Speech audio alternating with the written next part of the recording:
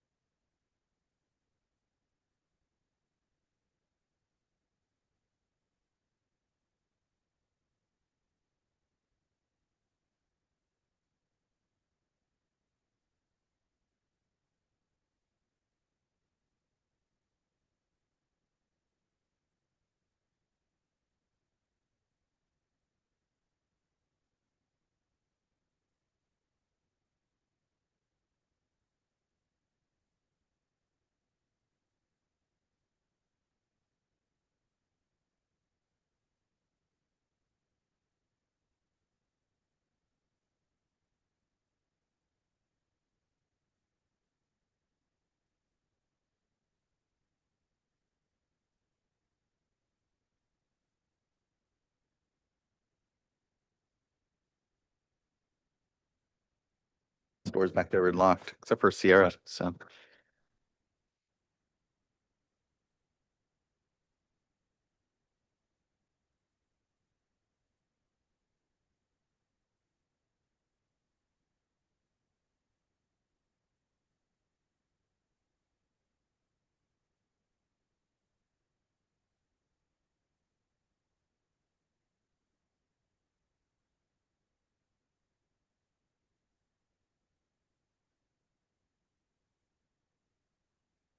All right, good morning, everyone.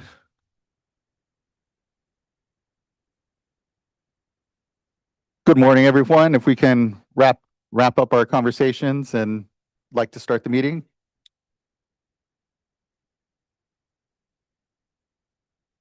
We have a chatty room this morning. Good morning, everyone. My name is Joaquin Escobar, Chair of the State Water Resources Control Board. Today is Tuesday, December 2nd.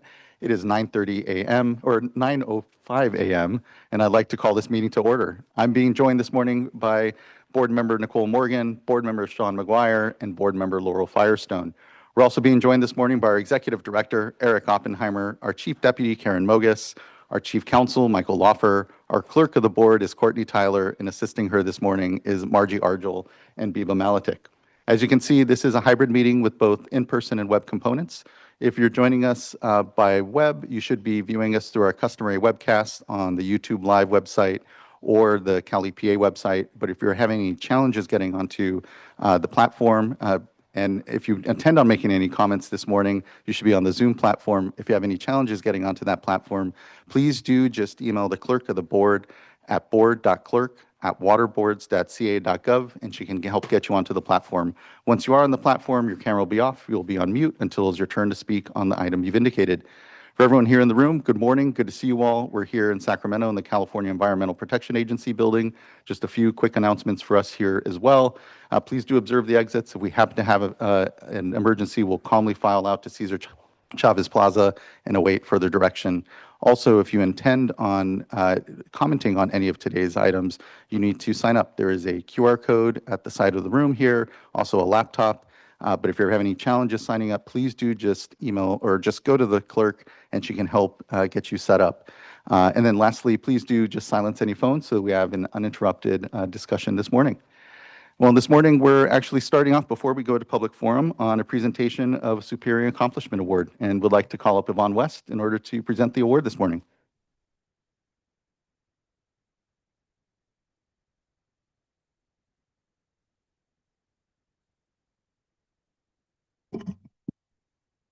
Morning, Chair Escobar, members of the board. Thank you very much for this opportunity. So hopefully you can hear me.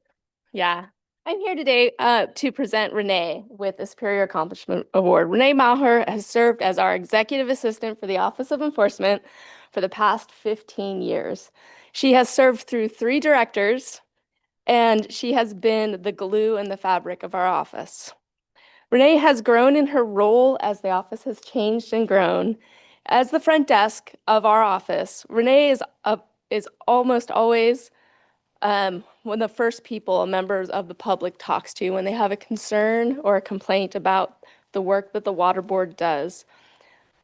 Among her this is just one of her many responsibilities. She can often be heard talking with a member of the public, asking questions about their concerns and their problems, and saying that she is just an executive assistant, trying to understand the problem so she can make sure that they get to the right person to help them. But Renee is more than an executive assistant. As I said, she is the fabric that binds our office together. And over the years, she has handled every administrative support problem you can imagine for our office, from purchasing office supplies to scheduling interviews to making sure that we all have the training we need and that we get reimbursed for our extensive travel throughout the state. More than anything, Renee cares deeply for the people that she works with. So it is my pleasure today to present to her the Superior Accomplishment Award in recognition of her 15 years of service with the office, and express the gratitude not only of myself, but of everyone in the Office of Enforcement and for everything that she has done for our office. So thank you, Renee.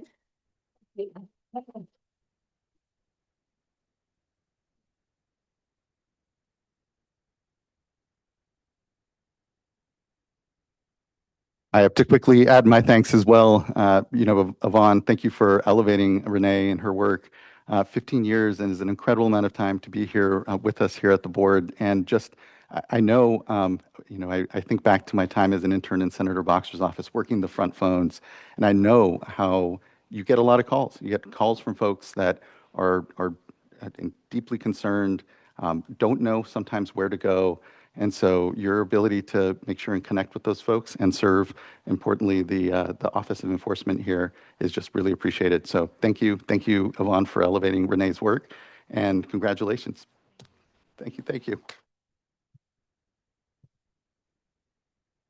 We can do our traditional awkward dais photo really quick as well. So.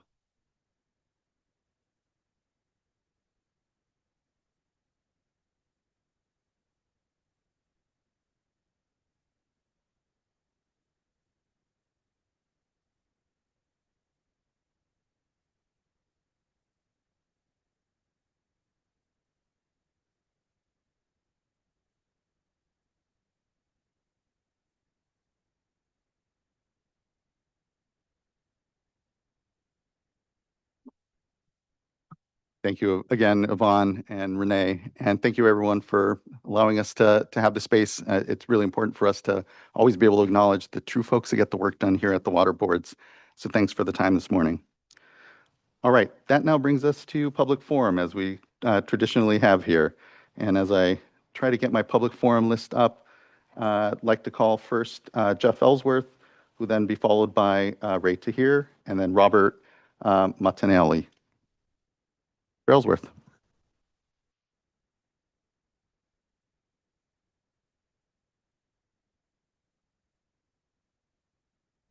Can you hear me? We can, thank you. Great, thank you. Chair Esquivel and board, I appreciate the opportunity to present. We got permission to do a 10-minute presentation, and I'll move through these slides here. And my understanding is that somebody there will move through as I indicate the timing. So my name is Jeff Ellsworth. I'm the former mayor of St. Helena, Napa County, California, and also now a member of Cal-LULAC, which is the League of United Latin American Citizens. And this is a presentation on the ongoing San Francisco Bay Area and California Latino waste worker fatalities, impacts, and civil rights concerns. That's the first point, the nexus between these points. The second point being the recent 2024-2025 California Assembly Senate joint audit and hearing related to significant deficiencies within the Cal-OSHA processes. And three, waste site toxic exposures and large-scale fire and contamination incidents with public safety, environmental, and water quality concerns relevant to the water boards and other public oversight agencies. We're asking for these issues to be examined comprehensively and transparently, ideally in public hearings where all pertinent information can be brought forward.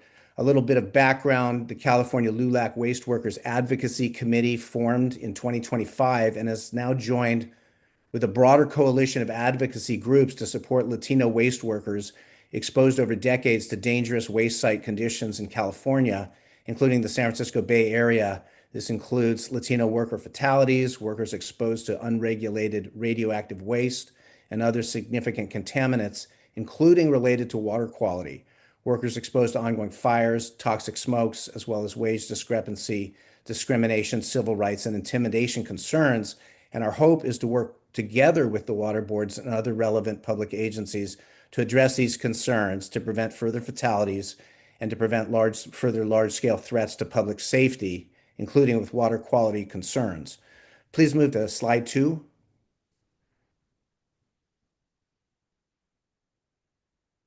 So here are at least 4 Latino waste workers, human individuals, killed on the job within the jurisdiction of the San Francisco Bay Regional Water Board. This is Luis Guerrero, an ALCO worker who died in 2025. Alfredo Romero, a Recology Brisbane worker who died in May 2025. Alberto Anayo, an ALCO worker who died in 2017. And Gabriel Diaz Cervantes, an Upper Valley Disposal Service worker from Napa County who died in 2013. Next slide, please.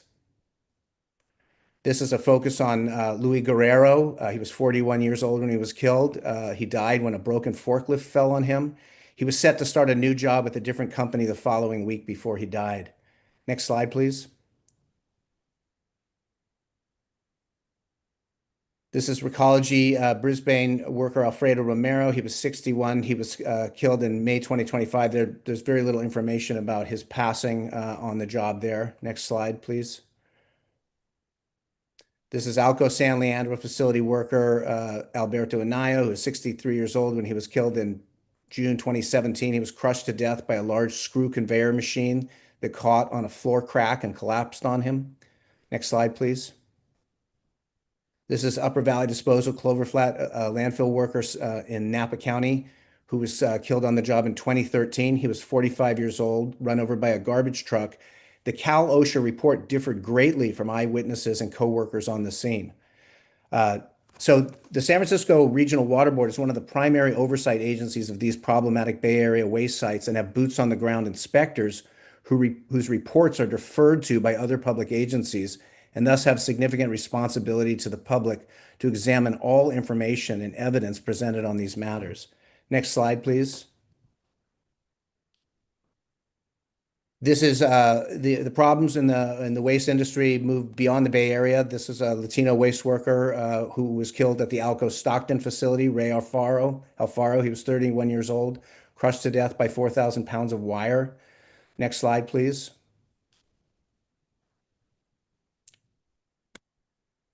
And in the Bakersfield area in 2012, two brothers perished inhaling hydrogen sulfide at a recycling center in 2012. It must be recognized that Latino waste workers are included in the general public that the water boards are mandated to protect, and many waste worker concerns that are not being recognized due to breakdowns in the Cal OSHA process include large-scale wastewater-related contamination incidents, including fires where runoff can affect public water quality, as well as long-term exposures to toxic leachate, which is garbage wastewater, and other worksite conditions leading to water quality impacts. Next slide, please.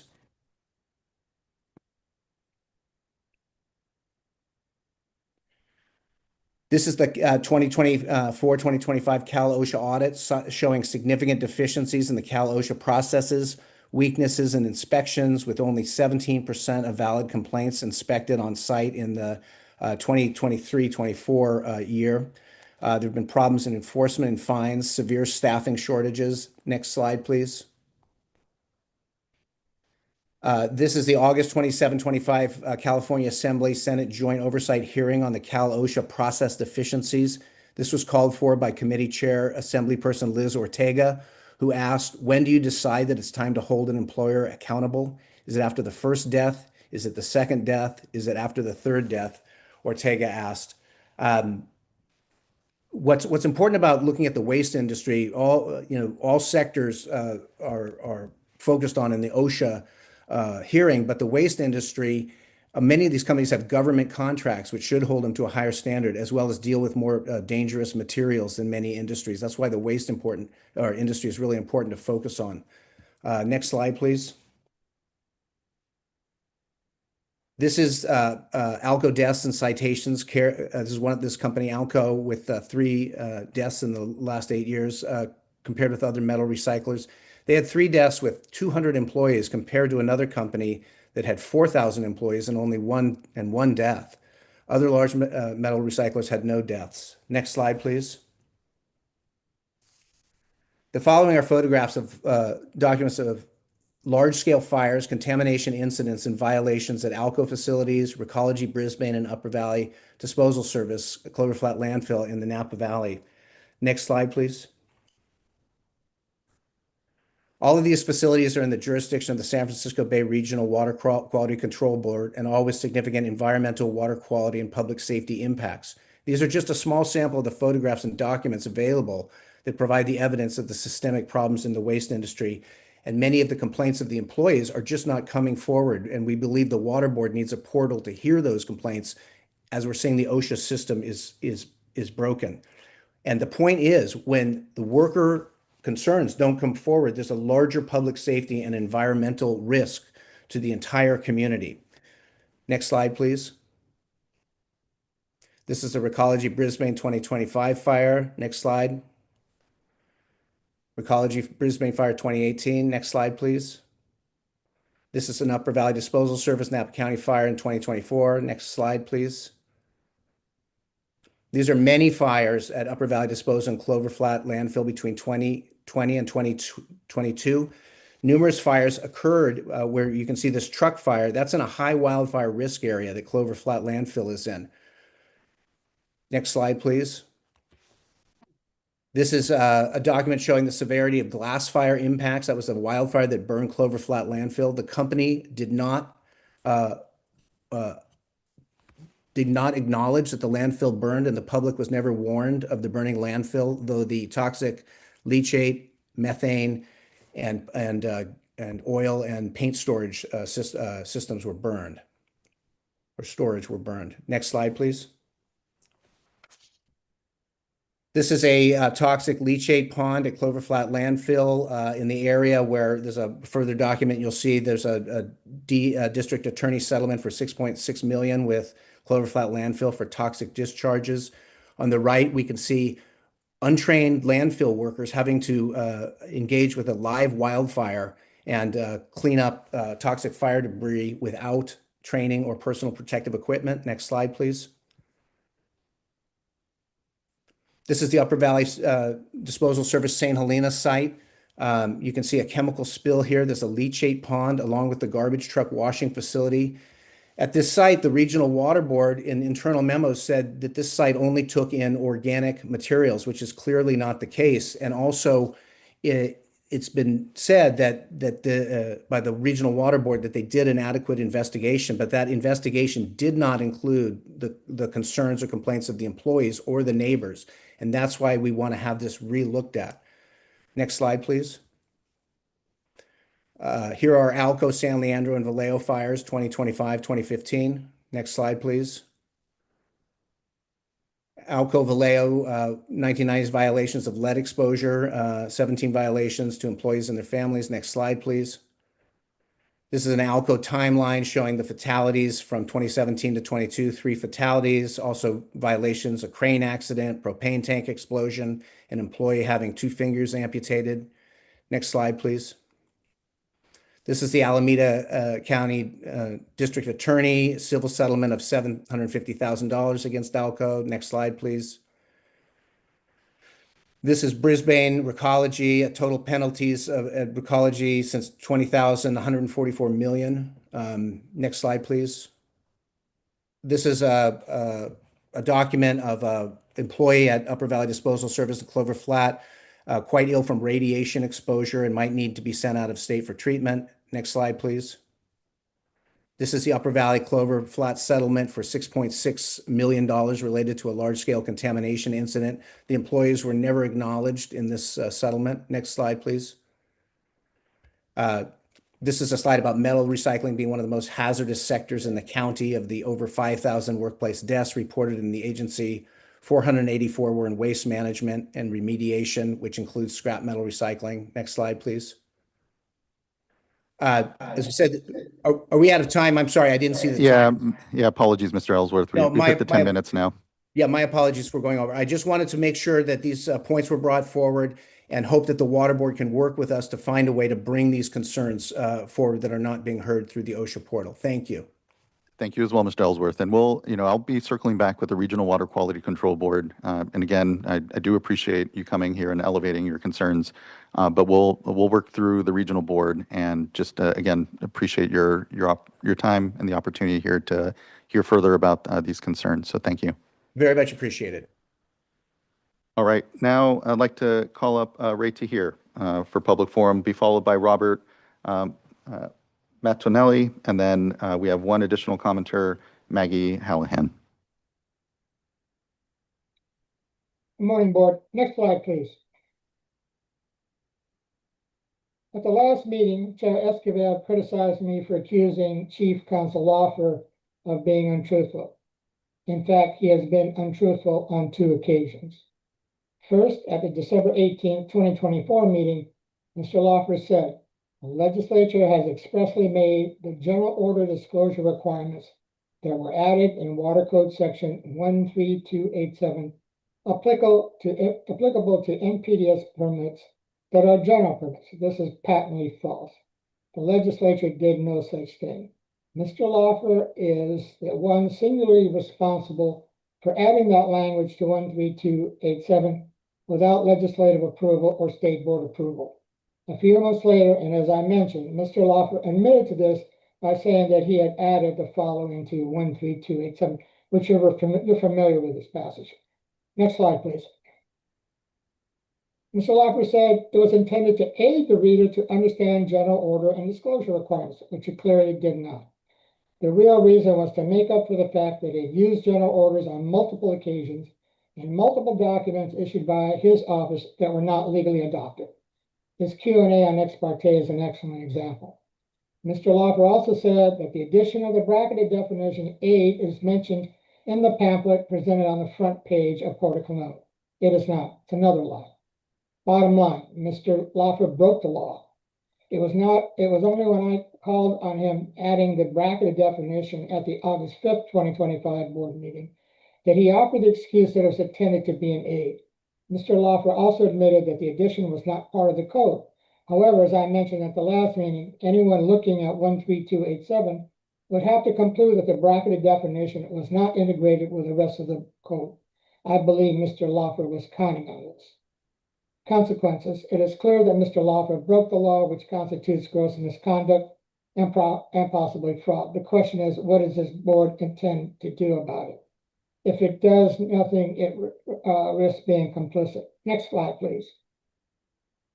Second, Mr. Lawfer lied, claiming that I had made a public records request at the August 5th, 2025 meeting. I told him he was mistaken. I made no such request. He responded in an email dated August 19th, 2025, saying there was no mistake in my email from Friday.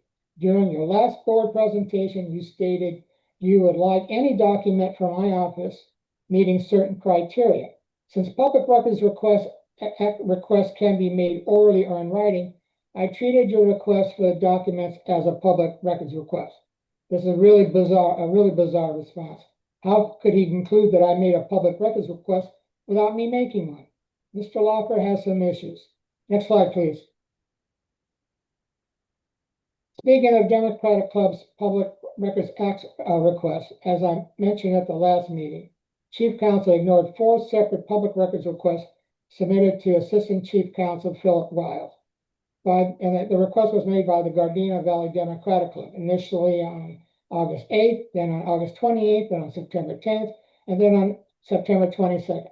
In so doing, Chief Counsel Lawfer and Assistant Wiles violated the Public Records Act by not acknowledging receipt of the request. Another thing, Mr. Lawfer ignored Government Section 11125.7, which addresses ex parte communication that was included in SB 965 Legislative Digest. It says, except as otherwise provided in this section, the state body shall provide an opportunity from members of the public to directly address the state body on each agenda item before or during the state body's discussion or consideration of the item.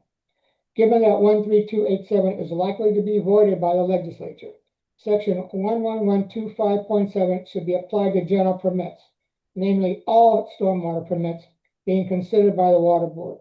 It should also obviate the need for APA Section 4.5's application to MS4 and other stormwater permits. Next slide, please. Another reason 13287 must be voided is that it is constitutionally vague, as I mentioned previously. According to an excerpt from Wikipedia on vagueness doctrine, in American constitutional law, a statute may be void for vagueness and enforceable if it is too vague for the average citizen to understand what acts or duties are required or restricted. Here's where vagueness comes in regarding 13287. We could forget that paragraph and go down to A. The action does not identify specific discharges, but instead allows persons to enroll or file authorization to discharge under the action. The vagueness is obvious. Who are the persons to enroll? What is an authorization to discharge under the action? What is the definition of action in this context? Next slide, please. And we're at the end of the trail. So what I encourage this board to do, it needs to notify Ledge Council and the Committee on Environmental Water Quality to rescind 13287. Thank you very much for your patience. I appreciate it. Thank you, Mr. Tahir. Our next commenter will be Robert Mattioli.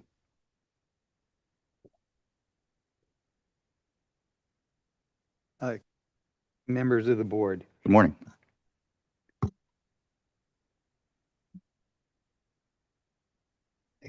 My name is Robert Mattioli,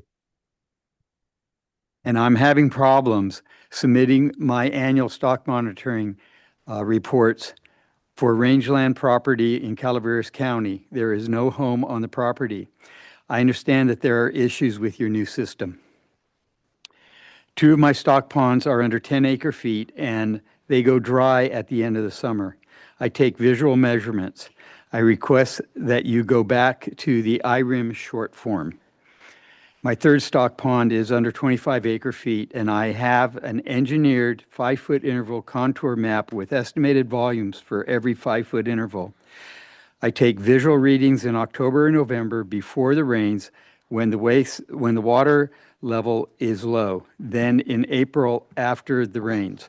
I can estimate the volume of water captured in this pond using this method, using contour maps instead of a monitoring water level monitoring device. There is no electricity available at any of these ponds. I am here to submit my 3 stock ponds monitoring reports because I can't submit through your new system. I used the old IRIMS format, and I request that you review the board's policy on requiring monitoring for stock ponds under 10 acre feet. Essentially, they are constructed vernal pools. They go dry. Is the data you receive from these small ponds really necessary to set and implement policy? Thank you. Thank you, Mr. Mattioli. And what we'll make sure and have our staff do is follow up with you from the Division of Water Rights to work personally with you around your issues. And I know we have staff here. I've already been in contact, Okay, and we have- the person has been exceptionally helpful. Okay, well, good. Well, then thank you for addressing the board here with your concerns this morning, and Yeah. just thank you. All right, next I'd like to call up Maggie Hallahan.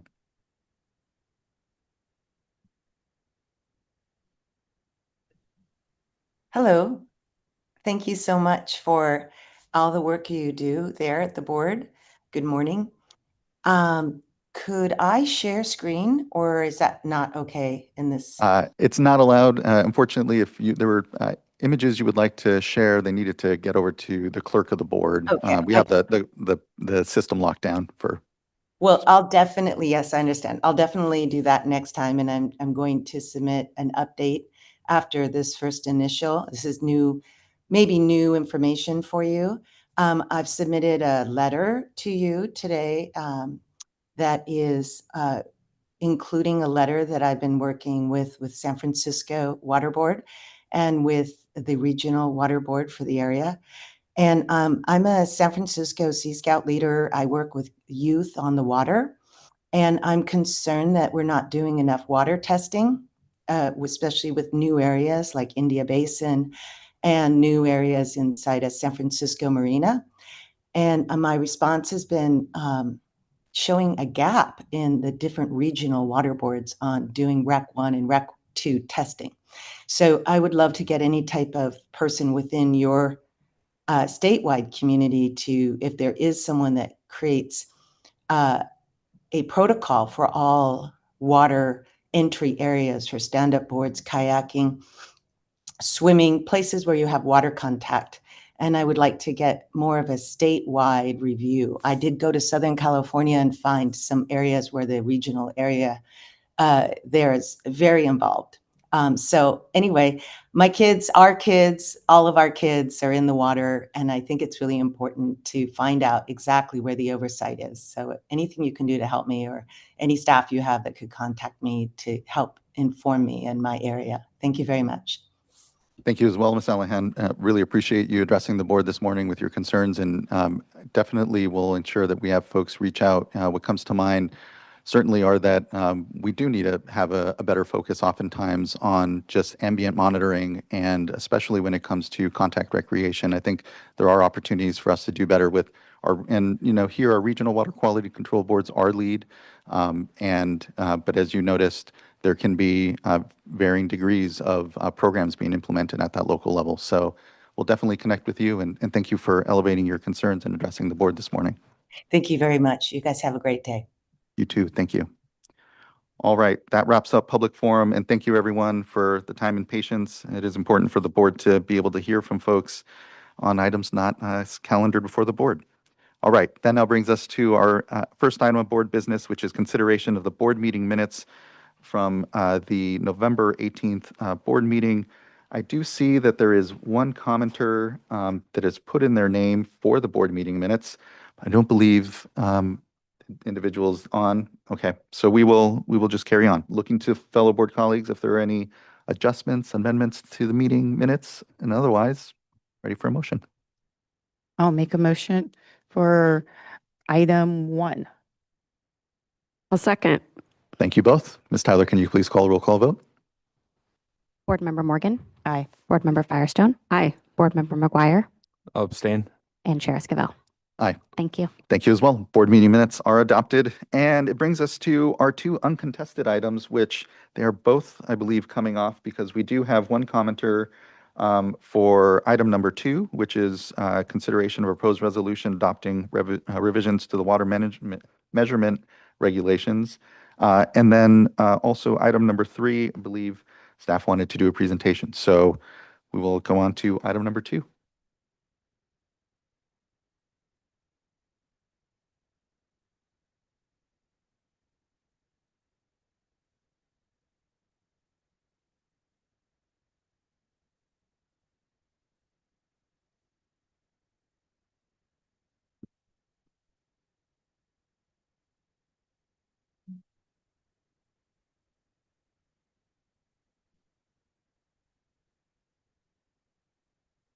Morning.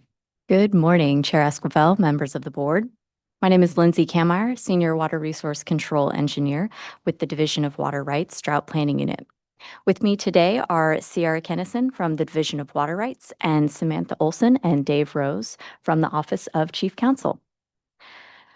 When we were last before the board in August, we agreed that this would not be the last time we revised this regulation to improve our water rights reporting data. However, I don't think any of us realized how soon we'd be before you again. Today, we'll briefly present the minor additional proposed changes to the Water Measurement and Reporting Regulation, often referred to as SB 88. We're asking you to adopt the draft resolution that has been circulated, which approves the proposed regulation text and allows staff to submit the final rulemaking package to the Office of Administrative Law. The division officially started the rulemaking process this past February when we were before the board for an information item. As noted during that presentation, our unit has been doing public engagement on the measurement regulation for over 2 years. While today might feel like the culmination of our efforts, this is really one more step towards better data to help us implement water rights, manage public trust resources, and provide better data to the public. Next slide, please. Focusing on the draft resolution and proposed regulation revisions before you today. First, we'll cover the rulemaking update, where we'll provide some regulation background, the purpose of the revisions, and the rulemaking timeline to date. Then we'll briefly describe the proposed changes and the regulation effective dates. Finally, we'll describe next steps. Next slide, please. I'll provide some background about the existing regulation and why an update is needed. Next slide, please. Our existing diversion measurement regulations originate from legislation passed during the historic 2012 to 2016 drought. This legislation directed the board to adopt these requirements by emergency regulation. The measurement and reporting regulations have been in effect since 2016. Since 2018, anyone authorized to divert more than 10 acre-feet per year has been required to measure and report their diversions and submit their data as an attachment to their annual reports. More granular and timely data can improve the board's and diverters' ability to forecast and prepare for limited water supplies, facilitate water transfers, petitions, new applications, and flood recharge, and protect senior water right holders. Unfortunately, compliance with the measurement and reporting requirements has been low. This update makes requirements clear and will hopefully improve compliance. Next slide, please. The proposed rulemaking revises the regulation with the primary goals of improving data quality and improving clarity. This includes specifying what parameters need to be measured and standardizing data submission formats, improving machine readability, and aligning with the new CalWater's reporting platform. This will also ensure that the data received through weekly submissions and in end-of-year data files can be better used for decision-making. The update also uses refined definitions and clearer language to improve overall readability. Next slide, please. Board staff issued the initial notice that started the rulemaking process on February 28th. We had held an initial public comment period lasting 54 days, including a public APA hearing, and two subsequent 15-day comment periods for changes and included changes to the proposed text based on public feedback. On the August 5th board meeting, the board approved a resolution adopting the revisions to the 3 chapters listed on this slide. Board staff submitted the rulemaking package to OAL mid-August, and OAL staff flagged a couple of concerns with the text of Chapter 2.8 related to clarity and consistency. OAL approved the changes to Chapters 2 and 2.7 related to groundwater recordations and email requirements. Those went into effect September 26, 2025. Board staff withdrew Chapter 2.8 diversion measurement requirements for further refinements. In accordance with the APA, board staff noticed these additional changes on October 30th for public comment. Board staff expect that with these modest additional refinements, the Chapter 2.8 updates will better meet the APA standards for clarity and consistency and be approved by OAL. The biggest change is that due to making the text changes for clarity and consistency, the implementation dates for the Chapter 2.8 updates will need to be pushed back to the following water year. Despite not being the board's preferred timeline, this delay is expected to improve initial outreach and compliance. Next slide, please. And with that, I'll pass it to my colleague Sierra to describe the reg text in more detail. Thank you, Lindsay. And good morning, board members. My name is Sierra Kennison, and I'm a Water Resource Control Engineer with the Division of Water Rights. Next slide, please. As Lindsay mentioned earlier, we received feedback from the Office of Administrative Law that language in several sections of Chapter 2.8 should be revised to eliminate potential clarity issues, so we decided to withdraw and resubmit Chapter 2.8 to incorporate these changes. Namely, OAL identified the potential for threshold adjustments as being misinterpreted as applying statewide instead of applying to select watersheds, and also recommended adding language on how notices of any threshold adjustment would be issued. Additionally, OAL identified 2 locations where the process for deputy director approvals could be better described: the approval of qualified individual courses in Section 931, and the approval of alternate websites for posting large diversion data in Section 935. While the changes made to address these issues are relatively minor, we're bringing them back to the board for adoption today because the resulting change in implementation schedule necessitated by the other modifications could be considered more than minor. Next slide, please. Importantly, the new changes to the regulation text do not result in any new requirements or burden on the diverters. Firstly, regarding the provision that allows the deputy director to approve additional websites for posting large diversion data, we've listed the specific criteria that the deputy director will consider in making their decision. Note that the purpose of this provision has not changed. It is still meant for the approval of websites that many users can access, as opposed to individual diverters' custom websites. Also, we've added additional clarity to Section 938, which describes the deputy director's authority to adjust measurement thresholds and submission schedules. The updates to this section clarify how any adjustments will be noticed for public comment before being issued.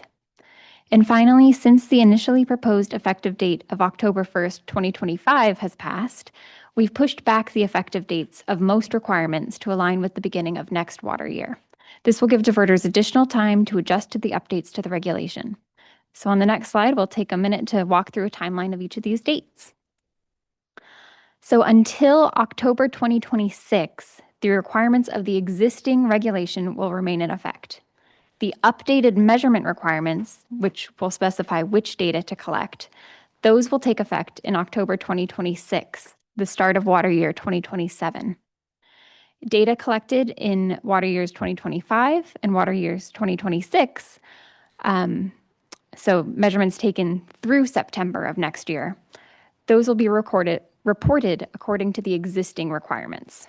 The first annual report, where data will be submitted according to the updated requirements, will not be due until January 2028. For large diversion requirements, formerly known as telemetry, again, the updated measurement requirements will not take effect until next October, and the updated submission requirements, which require posting to Cal Waters or another approved website, those will not take effect until October 2027 in order to incorporate a more phased implementation. And then next January 2027, diverters will need to register any of their measuring devices and submit documentation about how they're measuring. But again, annual reports due in January 2027 will still include data submission under the existing requirements. Next slide, please. There are two new documents available on our rulemaking website: a copy of the updated regulation text showing the changes made since the previous public comment period, and a plain language summary of these changes. All of the previously released regulatory documents are still available, and they are organized by their publication date, and you can access this site using the link at the bottom of this slide or using the QR code in the upper corner. Next slide, please. None of the newly proposed changes impose any additional costs beyond those that we presented in August, so the total statewide impact of this regulation is still below $10 million, well short of the $50 million threshold for major regulations. And similarly, the updated regulation still falls within several CEQA categorical exemptions, and if the board adopts the proposed resolution today, division staff will file a CEQA exemption to the state clearinghouse. Next slide, please. If the board adopts the proposed resolution today, division staff will submit the rulemaking package to the Office of Administrative Law in the coming weeks. We plan to request an early effective date of February 1st, 2026, and this will ensure that the regulation is in place and consistent with our outreach efforts. But again, I want to emphasize that the updated measurement requirements will not take effect until October 2026. After the regulation is filed with the Secretary of State and added to the California Code of Regulations, the division will launch an outreach campaign that includes a workshop, updated guidance materials, one-on-one compliance assistance meetings. Our goal is to really educate diverters on the revised regulation and to improve compliance. Next slide, please. The division will continue to update our rulemaking page, which is the upper link shown on this slide, as additional materials become available. And then our measurement reporting website, noted in the middle of this slide, that will be updated with the new requirements and all new guidance materials as well. So the first link here is just about the rulemaking. The second link is about the regulation itself. And staff are also available to assist the public via our measurement email inbox shown here or through the phone number shown on the screen. Thank you for your time this morning. We'd like to recommend to the board that you adopt the proposed resolution after any questions, comments, and discussion. Thank you. Thank you, Ms. Kennison. Looking quickly to the dais in case there's any comments from board members. And then otherwise, we have one commenter, Zach Castanolga Johnson.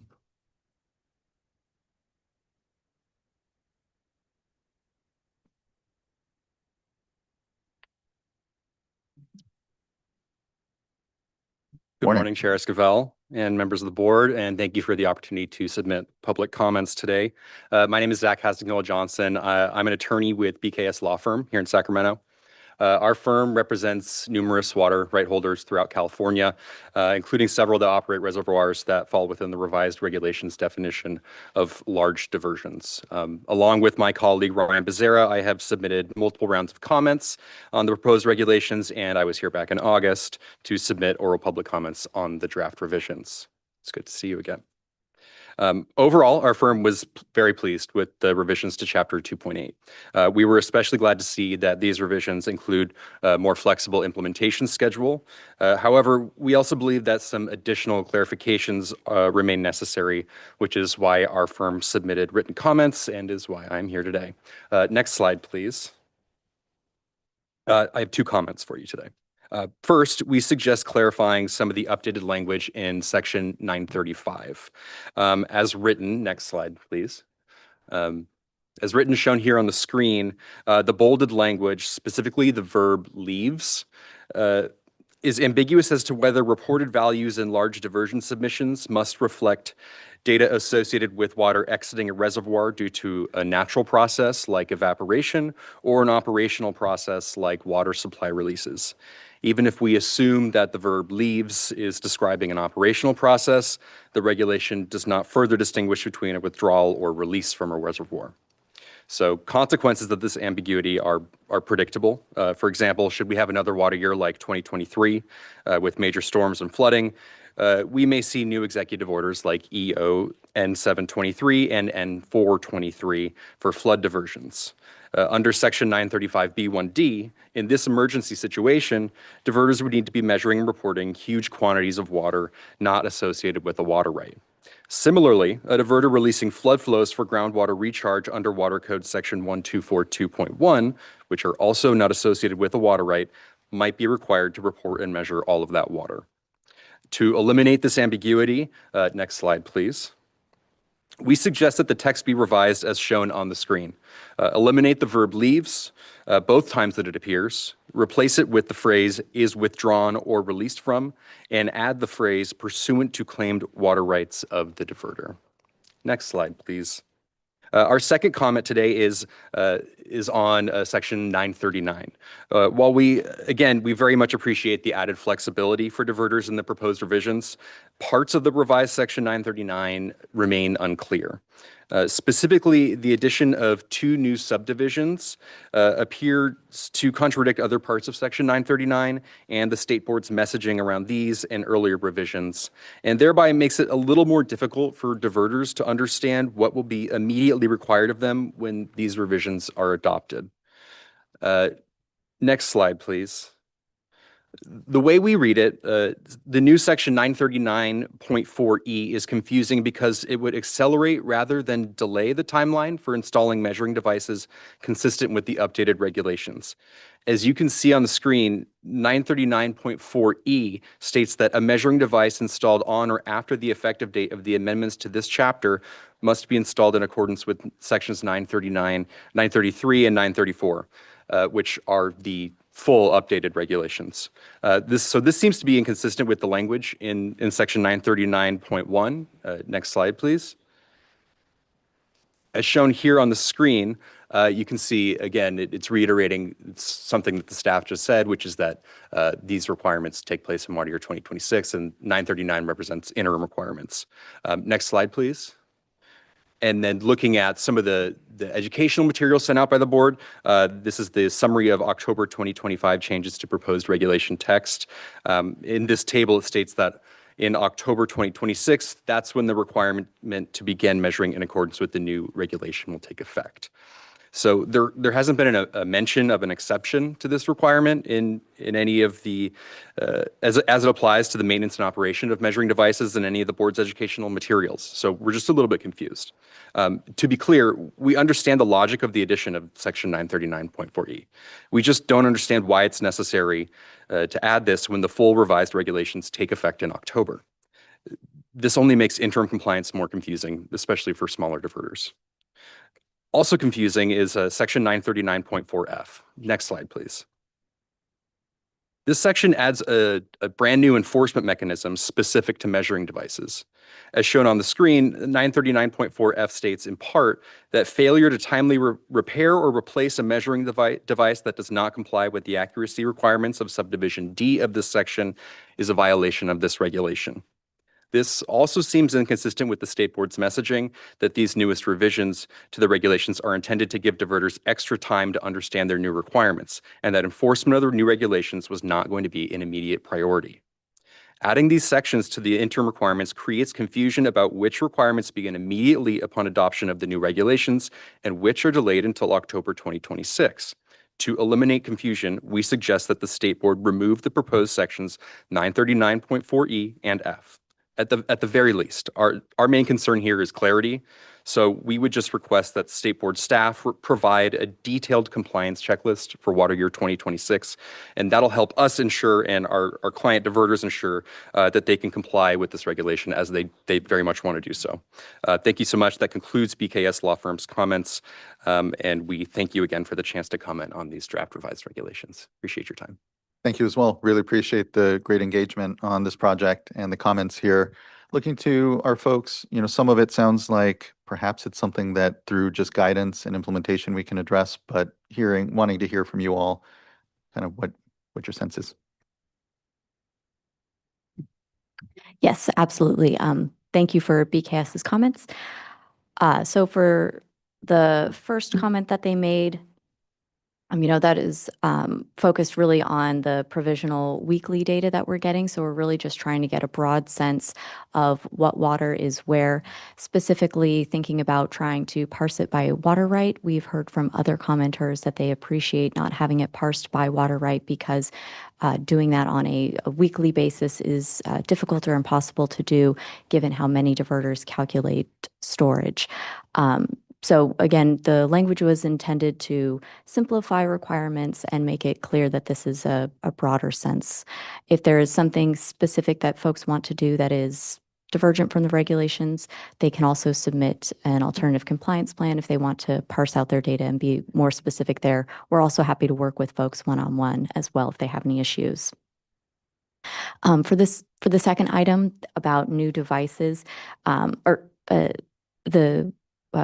what BKS pointed out was really that new devices must comply with the new requirements. Existing devices already installed, they can continue on the existing requirements until a new point in time. We're not expecting most folks to have to install a new device because of these regulation changes. But if you happen to install a new device, then essentially trying to get people to start out on the right foot and say that it's like, okay, installing a new device has to comply with the new regulations rather than saying, oh, and after installing it just for a few months, comply the old way and then comply the new way. We, as staff, assumed that would be more confusing, but are happy to work with folks if they are installing new devices and have any issues or with understanding what their requirements are. And also appreciate the third comment about needing clarification on what exactly is required for water year 26. And right now we have helped the Cal Waters team issue some guidance on how exactly folks submit their diversions this year, their measurement data via Cal Waters, and we plan to do that in the subsequent following water years as well. Appreciate that things are changing, the system is new, and want to make sure that folks are able to comply with the requirements and that we assist people as much as possible. Appreciate that. And, here would recommend, and I know we have a website up and are planning on developing, continued guidance into the year, but really focusing on, on this current water year and what reporting requirements folks are needing to comply. Maybe just some very clear and easy list for the site would be helpful. On the first point, when it comes to, the ambiguity of the word leaves and again, a desire, is the intent to, for it to really capture what our operational release is, or, is it evapotranspiration as was brought up, or, because I can see where, again, leaves is quite a bit of leaves some ambiguity there. And again, to the extent that, further guidance documents are being developed or further clarity, maybe it's on the back end that can be done and not necessarily reg text change that's needed. So I think the simple answer is that if leaves were standing alone, it could be considered ambiguous, but the sentence before it, sorry, the words before it in the sentence are talking about where you measure. So I don't think there's any possibility that we'd be asking anybody to be measuring evaporation or anything like that. So I think that being more specific with withdrawal or release is probably going to cause a different kind of confusion. So leaves is just one of several examples in that sentence of where you measure. So we think it can be clear or is clear. And if people have questions, we can certainly work with them. Appreciate that. Looking to fellow board colleagues if they have comment. Board Member McGuire. Yeah, thank you. Just a follow-up question on that section. Um, the other comment, so appreciate the clarification about evaporation and being more specific that it's related to water that's released in some fashion from the reservoir. But and also the intent to simplify the reporting because it's based on weekly reporting. But nonetheless, there are different types of reasons for releasing water from a reservoir. So what happens in the situation where it is a flood control release or it is an exempt release for groundwater recharge under those same provisions? Do the reporters provide that information or indicate that type of activity is taking place? How do you handle that in this reporting scheme? Release is defined in the regulation as all water flowing out of the reservoir, all downstream outflow. So I think that would include flood releases. Okay, so just we're going to have that information reported on a weekly basis. It's going to be very high level in that respect. So there will be no water right level specific breakdown to that data. Correct. Yeah, I mean, I think the comment about, well, I'm going to use flood release for groundwater recharge, and that's not a water right. I think the old reg was looking for how much water is leaving the reservoir, period. And we heard the comments that it's impossible to parse out where it's going precisely when you're measuring in that almost real-time basis. And so trying to do anything else but everything leaving the reservoir, I'm not even sure you could do that. I'll add that one of the paragraphs right before that was referencing subparagraph B1D, but B1B specifically says that the large diversion measurement data submitted under this subdivision do not need to be apportioned for each claimed water right. So this is consistent with that. That's not what we're looking for on this one. It's not water rights tracking on a weekly basis. This is large scale what's going on in the reservoirs. Yeah, and I appreciate that. I think it made sense to sort of repeat the discussion I know that we had back in August on these similar topics. And so I think that's right in a quasi real-time sense that we're not going to be able to distill down those different components of the water, although at some point that will have to be addressed. So thank you for the clarification. I don't have any other questions. Thank you, board member. Yeah, I think, the goal is certainly for just a mass balance sort of understanding on a more real-time basis, weekly at this point, and hopefully serves as a good tool for us as we continue to try to manage our resources here. Looking to fellow board colleagues, if there's any further comment or question. Seeing none, we may be prepared for a motion. I'll move to adopt the resolution. I'll second. Thank you both. Ms. Tyler, can you call roll call vote? Board Member McGuire, Aye. Board Member Morgan, Aye. Board Member Firestone, Aye. and Chair Esquivel. Aye. Thank you. Thank you as well. The vote is unanimous and the resolution is adopted. Thank you. We really appreciate the good work, and I know a lot more work to go. So thank you. All right. We will now transition to item number 3, where we'll quickly hear consideration of a proposed resolution adopting the 2025 Safe Drinking Water Plan and authorizing the executive director or designee to submit the plan to the California legislature. We'll give a moment for folks to swap out.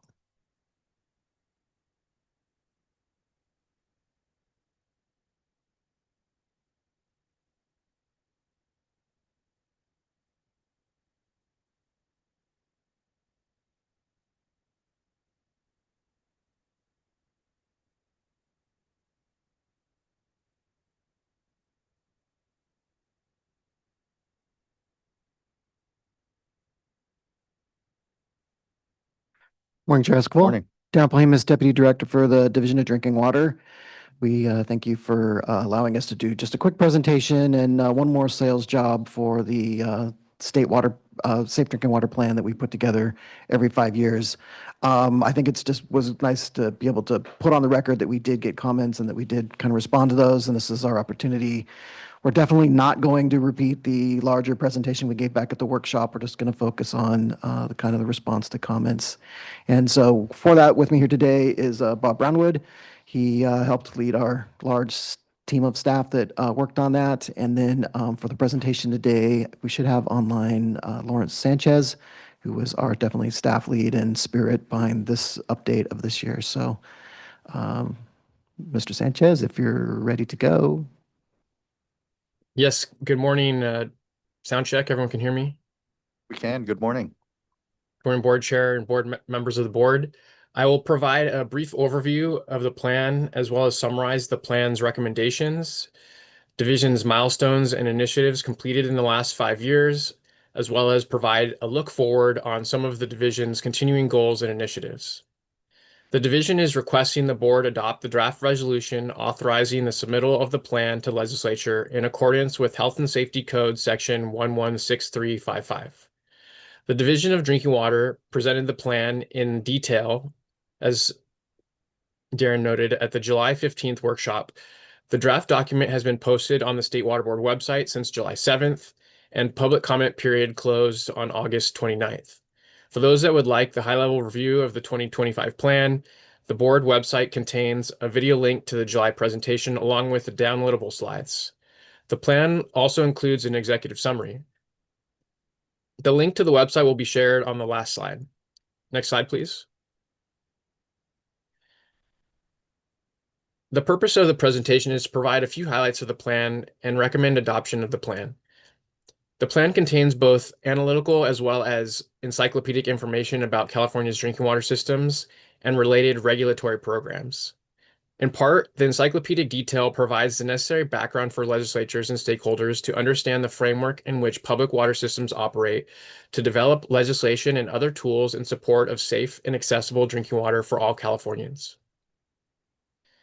What is the purpose of the Safe Drinking Water Plan? Broadly speaking, it includes these elements: assesses California's drinking water quality, looks at specific problems and health risks to the public, and discusses actions the State Water Board is undertaking to address these issues. Most importantly, the plan contains our best case for specific recommendations to improve drinking water quality. I will note that the plan compiles program accomplishments and various documents completed by DDW over the last 5 years, providing a foundation of the information presented in the plan, as well as the basis for the plan's recommendations to improve safe drinking water for all communities. Next slide, please. Although not a legal requirement, as part of its 2025 Safe Drinking Water Plan development, the division released a draft of the 2025 plan for public comment. Public comments were considered and incorporated into the final 2025 Safe Drinking Water Plan. Since the primary purpose of the plan is to provide recommendations to the legislature, public water systems, and other stakeholders to improve drinking water in California, a sortable Excel file was created and uploaded to the website to assist readers in reviewing and sorting of the recommendations as Appendix 10 of the plan. The comments and any related revisions were all non-substantive.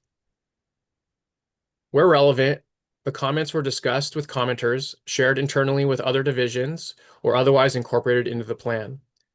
The final 2025 Safe Drinking Water Plan, along with comments and responses as Appendix 11, will be posted on the website following board adoption. Next slide, please. The Safe Drinking Water Plan contains 70+ specific recommendations meant to highlight areas for legislative action, as well as opportunities to support program action by the State Water Board stakeholders and by public water systems. Stepping back, our recommendations cut across capacity building, technology, financing, and emergency preparedness. In general, the recommendations include support for sustainable communities with improvements to existing tools like consolidation, water partnerships, mutual aid, and the assessment and development of technical, financial, and managerial capacity. Similarly, the plan discusses current and needed investments in technology and data management tools to support important initiatives, including local planning coordination, transparency and public-facing dashboards, as well as the continued development of treatment and analytical methods. There are several recommendations regarding financial health and support of water systems, such as addressing the needs assessment funding gap, improved water system assessment, asset management planning, and collection of sustainable water rates. The plan closes with recommendations to support collaborative water system emergency preparedness and response with focus on interagency coordination and cybersecurity. Many of the recommendations are extensions of those offered in the 2020 plan. Accordingly, it is worthwhile to highlight progress made since the 2020 plan. In the next few slides, I'm going to highlight some of the extensive accomplishments over the last 5 years. Though these slides contain many accomplishments we are proud of, I will discuss only a few. The appendices section contains a list of many of these accomplishments in Appendix 1, and Appendix 7 includes a status update on all the recommendations in the 2020 plan. These accomplishments and updates are also highlighted throughout the plan. Next slide, please. A lot has gone on since the 2020 plan. Here are some highlights. In 2025, we celebrated 50 years of the Safe Drinking Water Act, 10 years of the Drinking Water Program at the State Water Board, and 5 years of the SAFER program and related engagement efforts, including $73 million in technical assistance and $1 billion in financial assistance and numerous initiatives and water system engagement activities such as consolidation and administrator projects. Next slide, please. Throughout the plan, we highlight that consolidation and prevention of unsustainable water systems is a key initiative to upholding California's human right to water policy.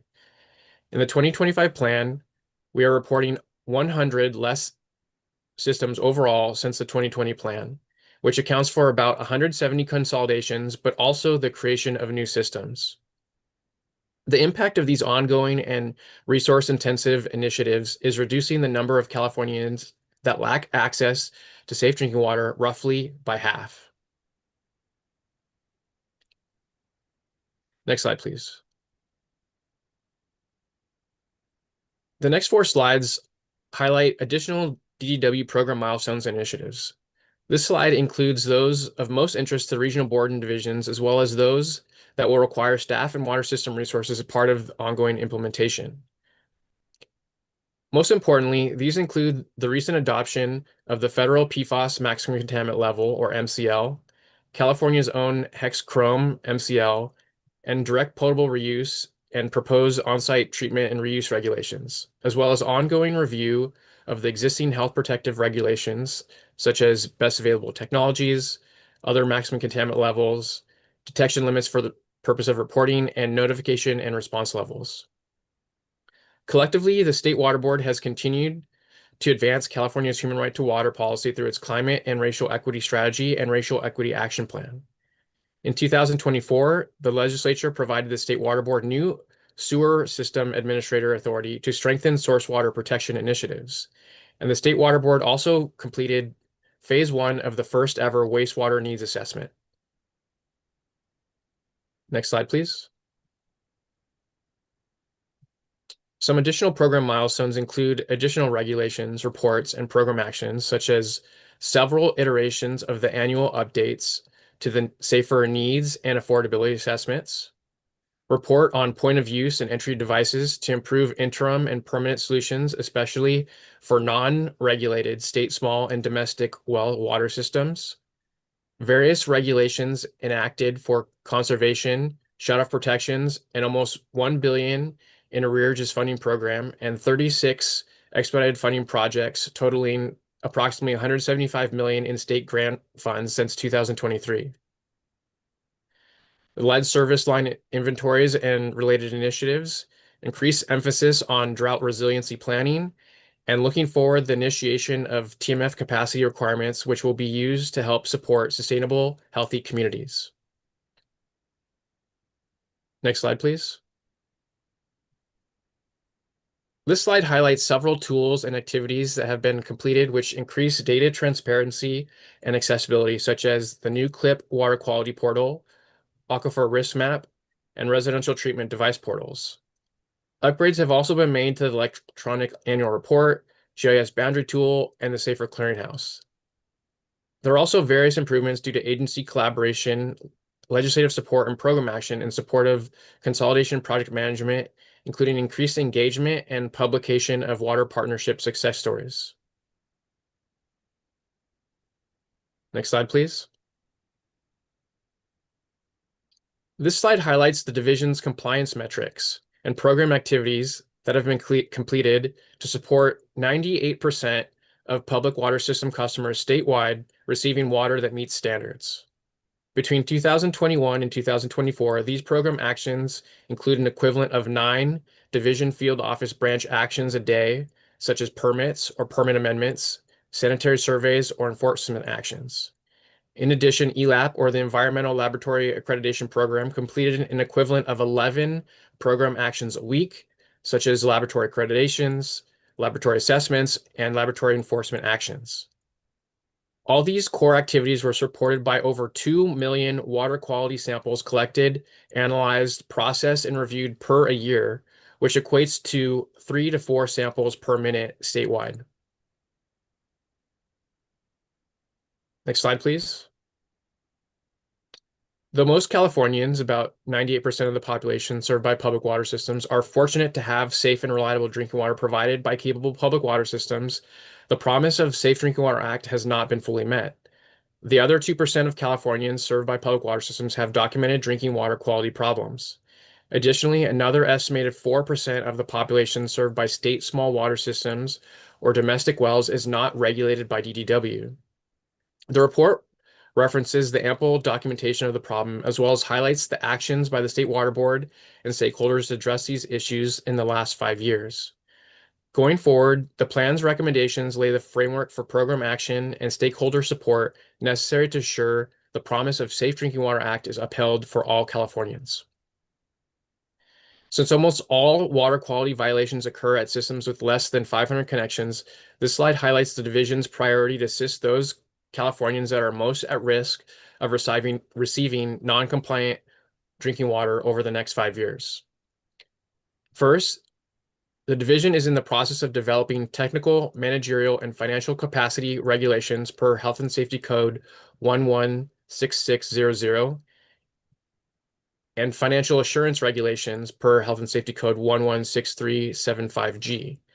These initiatives will look into water systems' ability to sustainably operate and manage its system across operating conditions, as well as establish comprehensive requirements for review of system revenue and expenditure. In some counties, DDW has delegated its regulatory authority to local counties or local primary agencies, or LPAs, which oversee water systems with less than 200 connections. These systems represent 43% of both the total public water systems and the total violations statewide, and serve between 1 and 3% of the population. These LPAs may also oversee state small water systems and domestic well communities. Since 2021, the challenges of operating the LPAs has resulted in a return of primacy and related workload to DDW in 4 counties, marking a need for improved interagency collaboration and bolstering of county resources. 2025 marks the 5-year or halfway point of the initial 10 years approved by legislature of the SAFER program, and the plan contains an extensive summary of the tools being used daily to track and engage with failing and at-risk systems throughout the state. The incredible momentum created over the last 5 years will carry us forward as DDW continues to focus on expediting solutions for systems that are out of compliance with tools such as water partnerships, consolidation, administrators, technical assistance, as well as coordination with local land use planning to prevent the creation of small, unsustainable water systems, and an expanded focus on supporting non-regulated water systems like state small and domestic well communities. Next slide, please. Finally, I want to thank all the staff across the State Water Board that helped complete the 2025 Safe Drinking Water Plan. As a reminder, the link to the final plan and the related documents are provided on this slide and will be updated following board adoption. If that is the decision. Thank you for your time and consideration. Thank you as well, Mr. Sanchez. Appreciate the good leadership and work here, and for everyone that's contributed here to the plan. It's a great opportunity to, as you've done here, encapsulate what we've done, but importantly, just continue to direct our good work here on the drinking water side into the next years, which we know we have a lot of challenges. But it's a great compendium. It's a really important document here, and really appreciate the good work that's gone into it. Looking to my fellow board colleagues if they have any comments or thoughts, and then otherwise we may be ready to adopt the plan, or the resolution at least. I'm happy to make a motion to adopt the resolution. I'll second. Thank you both. Ms. Tyler, can you please call a roll call vote? Board Member Morgan, Aye. Board Member Firestone, Aye. Board Member McGuire, Aye. Chair Esquivel. Aye. Thank you. Thank you as well. The vote is unanimous. The resolution is adopted, and the 5-year plan is on its way to the state legislature. Great work. Really appreciate it. Thank you very much. All right. That now brings us to item number 4, which is current hydrologic conditions and response. Give a moment for folks to swap out.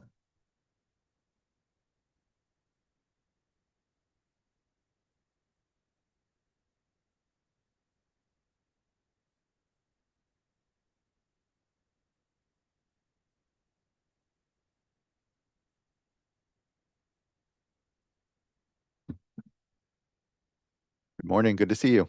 Good morning, Chair Esquivel and members of the board.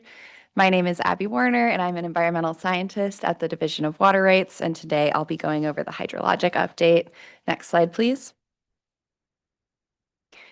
Accumulated precipitation for the water year as of November 29th is 152% of the historic average statewide. This is up about 18% from the beginning of November. We're still early in the water year, but this is good to see so far. In the short term, most water forecasts are showing a dry start to December, so we'll have to see how that develops. And next, we'll take a closer look at the precipitation indices. Next slide, please. In the Northern Sierra, the cumulative precipitation index is at 126% of average for December 1st, which is up from 93% on November 2nd. Just to give a quick explanation of this graph for anyone who isn't familiar, the current year cumulative precipitation in inches is shown as a blue line towards the bottom of this graph, which will also be the case for the next two. Next slide, please. In the San Joaquin, we're seeing 158% of average for December 1st, which is up from 112% on November 2nd. Next slide, please. In the Tulare Basin, we're currently seeing 166% of average cumulative precipitation so far for December 1st, which is down just slightly from 169% on November 2nd. Next slide, please. All of the major reservoirs are currently at or above average supply for this time of year. And statewide, our average major reservoir supply is at 114% of average. Next slide, please. There hasn't been any significant snowfall yet for water year 2025 to 2026, which is shown by the black line along the x-axis of the graph. We provided this graph today to show a comparison with the statewide average, which is shown in the blue shaded area, and last year's levels of snowpack, which are shown by the gray line. We'll provide regional breakdowns and future updates as appropriate. Next slide, please. So next we'll transition to the Scott and Shasta River watersheds. A more comprehensive update of the flow trends over the past year in both of these watersheds was provided at the November 4th board meeting, so I'll keep today's update pretty brief and focused on current conditions. Just as an overview, flows in both watersheds have remained above the minimum flow requirements. As of 8:30 a.m. yesterday, the flow at the Fort Jones gauge in the Scott River water was 212 cubic feet per second, or CFS, which is above the December minimum flow requirement of 150 CFS. Next slide, please. At the Wairika gauge in the Shasta River watershed, the flow was 169 CFS as of yesterday, which is above the December flow requirement of 125 CFS. As of November 26th, the Dwinelle Reservoir was 32% full, with a storage volume of 15,812 acre feet. Dwinelle Reservoir is refilling after reaching its lowest level this year on October 22nd, when the storage volume was 14,532 acre-feet, or 29% full. Next slide, please. Finally, we have an update on the rollout of the California Water Accounting, Tracking, and Reporting System, or CalWaters. We recently completed mailing out letters to all primary owners and agents, so please send an email if you don't receive a letter by mid-December. That email address will appear on the next slide. So far, 3,100 user accounts have been created in CalWaters, and we're currently receiving about 100 help requests daily. So please expect an extended response time as we train staff to advise with questions about CalWaters. You can find additional guidance and resources online at the link shown at the bottom of the screen. Next slide, please. In addition, there have been and will continue to be public events held both in person and online regarding the CalWaters rollout. In November, there were 7 CalWaters events that were held, and you can find a list of the upcoming events on the screen here and more at the link shown on the slide. If you would like to hold an event in your area, please email calwaters-help@waterboards.ca.gov to set that up. You can also email with additional questions to that link. And that concludes my presentation today. Thank you very much. Thank you, Ms. Warner. Really appreciate it. And thanks to Association of California Water Agencies, the Farm Bureaus, when it comes to those webinars for the new Cal Water system, have just been just really appreciative of all the support folks have been giving us to try to help to make sure that we're reaching as many water right holders as possible. So thanks for that work. Yeah, off to a decent start to the water year, but it's dried out a bit on us here. And importantly, aren't receiving the snowpack yet that we know we are so dependent upon here. So we'll see how the water year continues to treat us week by week, month to month, and always appreciate the update here. Looking to fellow board colleagues, any questions, comments, things I'd like to see in further hydro updates? Hearing none currently. Thank you, Ms. Warner. Much appreciation. All right, that now brings us to item number 5. And just for planning purposes, we'll take a small break after item number 5 and then get to item number 6, I know our main event here. But as we transition to item number 5, I have a quick opening statement. In 2024, the state of California enacted Assembly Bill 460, which requires the State Water Resources Control Board to adjust water right civil liability or penalty amounts in Division 2 of the Water Code for inflation by January 1st, 2026 via regulation, and then by January 1st of each following year. AB 460 requires the board to adjust the civil liability or penalty amounts for inflation as established by the amount by which the California Consumer Price Index for the month of June of the prior year to the adjustment exceeds the CPI for June of the calendar year in which legislation was enacted, establishing or amending the maximum amount of the liability or penalty. State Water Board staff are prepared a presentation to address implementation of AB 460. Thank you for joining us. And if there was any lack of clarity in what I just said, we have an opportunity here with your presentation to make sure folks are understanding the legislation. Good to see you.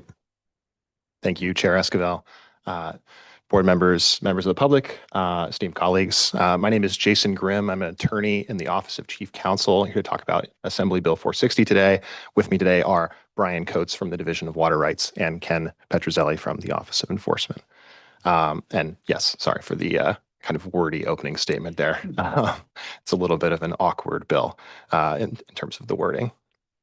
Next slide, please. Hopefully a short presentation for you all today. We'll introduce you to Assembly Bill 460, show you what implementation looks like, and then go over some proposed regulation inflation adjustments. Oh, and we have some name tags here. Next slide, please. So AB 460 was passed by the legislature in 2024 and signed by the governor. The key requirements is that the State Water Board adjust water right civil penalty amounts, those that are actually in the Division 2 of the Water Code, for inflation by regulation.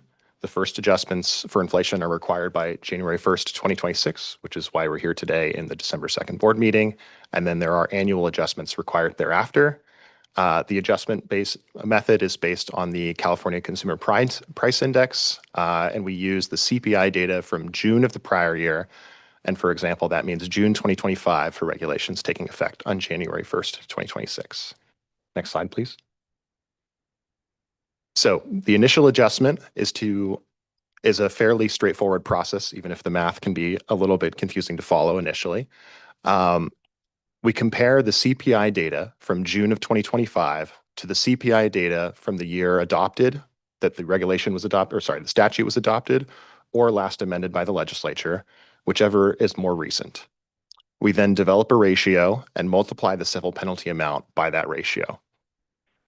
Once we have that number, we round it depending on its size. So if it is less than $100, it's rounded to the nearest $10 increment. If it's between $100 and $1,000, it's to the nearest $100 increment. If it's between $1,000 and $10,000, it's to the nearest $1,000 increment. And if it's greater than $10,000, it's to the nearest $5,000 increment. A heads up, most penalties will be adjusted in this first year. I'll go into that a little bit more later. However, few adjustments are expected in subsequent years because with the rounding, they won't kind of reach the tip over point to round up to another number. Some years may have no adjustments. That's entirely possible next year and maybe even the year after, depending on inflation. Next slide, please. So here's our table 1, which shows the proposed in black water rights civil penalties compared to the red or current water rights civil penalties. And these are the rounded numbers. You'll notice that in the third column, which is dollars per day, there are a few that only have a black number because those numbers are not being adjusted. Those are the ones that are not going to tick over because the inflation has not been significant enough, or they've been adjusted by the legislature so recently that inflation is relatively minor. So increases across the board, more or less. Next slide, please. Here's an additional table showing some of the math, showing the CPI ratios, showing the date of last adopted or amended, the prior CPI, and then again, that ratio that the multiplication is used for. Next slide, please. So here's how the math works for section 1052, subdivision C2 of the Water Code. So to get the CPI ratio, we take the current CPI, and that is, again, the CPI from June of 2025, and divide that by the CPI when last adopted or amended. So for 1052C2, that is 352.044 divided by 140.1. That number, when divided, is 2.52. That's our ratio. We then multiply the ratio times our current water rights civil penalty amount of $500, and we get $1,260. That's our inflation adjusted amount. However, AB 460 requires us to round, and since it's between $1,000 and $10,000, we have to round to the nearest $1,000. And since 1260 is closer to 1,000 than it is to 2,000, the new civil penalty is $1,000 per day. Next slide, please. So here's a table of all of the water rights civil penalties in Division 2 of the Water Code that are being adjusted by, or proposed to be adjusted by this regulation, and what they actually are for. I will not read them all out because it's quite lengthy and I don't want to bore you. Next slide, please. So in our proposed regulation, there are adjustments to 7 different statutes. Those are Water Code sections 1052, 1845, 1846, 1846.5, 1847, and 5107. Separately and under the executive director's signature, delegated authority, that is, we'll be doing clarity, changes without regulatory effect updates to Title 23, sections 908, 917, 932, 938, 986, and 1046 of the California Code of Regulations. These are to remove outdated water rights civil penalty numbers and not refer to a specific number anymore, just refer them to Water Code section 1846, which will then thereafter be adjusted for inflation. These are not being adopted by the board today, but just for context, they're included. Next slide, please.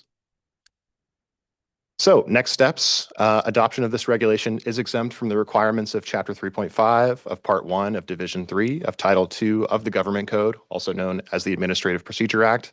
This means we do not have to submit anything to the Office of Administrative Law, and the board can adopt the regulation today by adopting the resolution. Once adopted, board staff will file the regulation with the California Secretary of State as required by the statute. And once filed with the Secretary of State, board staff will file a report on implementation with the legislature, also required by the statute. And the staff recommendation is to adopt the resolution and thereby adopting the regulation. And that's all from us. Thank you. Much appreciation for the good work on this. Thanks to the legislature for providing this authority to the board. This is really helpful for us. It'll better peg, our penalties to inflation, ensure that they just continue to make sure that they're appropriate deterrent that they're meant to be. So really appreciate the work that's gone into it. Looking to fellow board colleagues in case there's question or comment. Seeing none further, we may be ready for a motion. Okay, I'm happy to make a motion for item number 5. A second. Thank you both. Ms. Tyler, can you please call a roll call vote? Board Member Morgan, Aye. Board Member McGuire, Aye. Board Member Firestone, Aye. and Chair Esquivel. Aye. Thank you. Thank you as well. Resolution is adopted and the regulations then at once there. So much appreciation. Thanks for the good work and just thanks. All right. Thank you very That much. now brings us to our next item. But let's go ahead and give ourselves a 10-minute break and we'll then transition to our main event, if you will. So let's go ahead and bring ourselves back here at 10:45 and we'll start in on item number 6. Thank you all.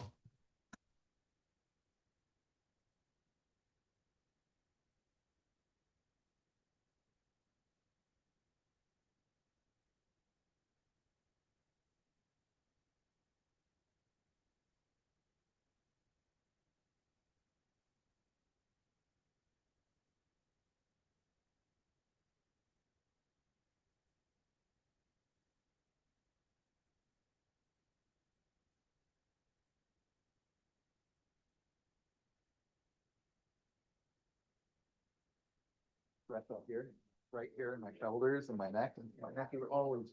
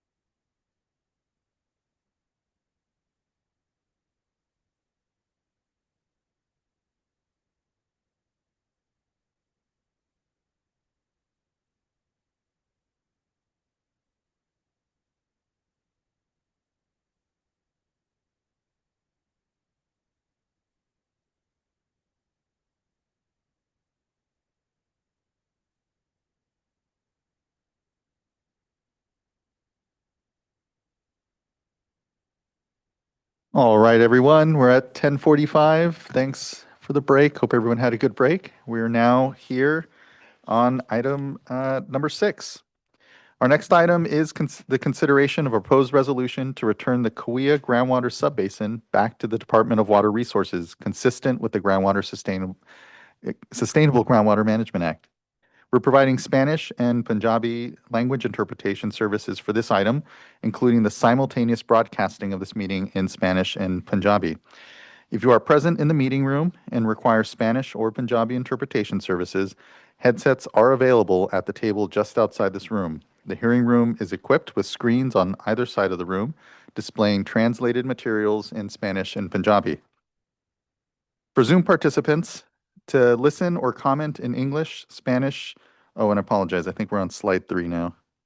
For Zoom participants to listen or comment in English, Spanish, or Punjabi, select the language interpretation channel by clicking on the globe icon in the meeting controls at the bottom of your screen. Choose English, Spanish, or Punjabi as your language and mute the original audio. For Zoom, and slide 4 here, for Zoom participants to see the presentation in English, Spanish, or Punjabi, click on View Options at the top of your screen. Select Presentation in English to see the presentation in English. Select Presentación en Español for the presentation in Spanish. And select Presentation in Punjabi for the Punjabi presentation. If you need technical assistance on Zoom, please contact the clerk of the board at board.clerk@waterboards.ca.gov. I will now invite our interpreters to share these instructions in Spanish and Punjabi to help everyone get set up. Good morning. Good to see you. Thanks for being with us.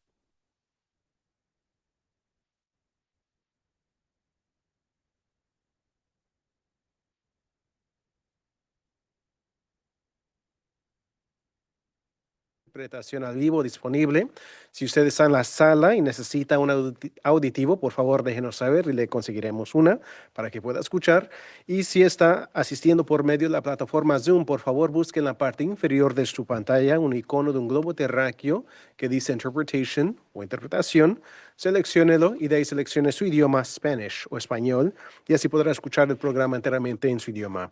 Adicionalmente, puede elegir el idioma al cual quiere escuchar o ver más bien la presentación por elegir en la parte superior de su pantalla la opción que dice Presentación en Español. Muchísimas gracias. Thank you, Chair Esquivel. We'll hear these instructions now in Punjabi. Thank you.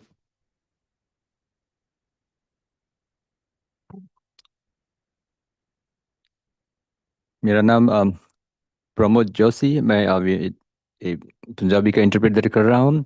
अगर आप zoom में log in किए हो तो आप अपना room से बाहर जाके अपना हेडसेट लाएं और हेडसेट ला के अपना जो पंजाबी का जो चैनल है उस चैनल में आप अपना जो इधर का है उसको आप उसमें सुन सकते हो।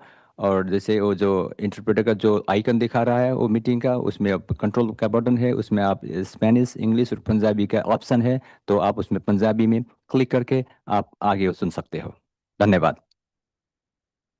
Thank you both very much. Really appreciate the interpretation services for this item. And with that, we'll hand things over to the staff presentation, and I'll look to Ms. Stork to introduce the team. Good to see you today. Good morning, Chair, Vice Chair. Chair and members of the board.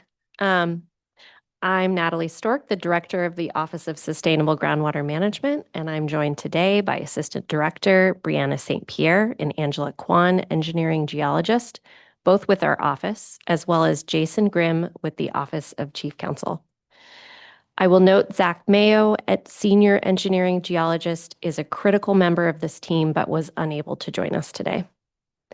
We are here today for you, the board, to consider staff's recommendation for the Kauai subbasin to exit the state intervention process and return to the Department of Water Resources jurisdiction under the Sustainable Groundwater Management Act, or SGMA.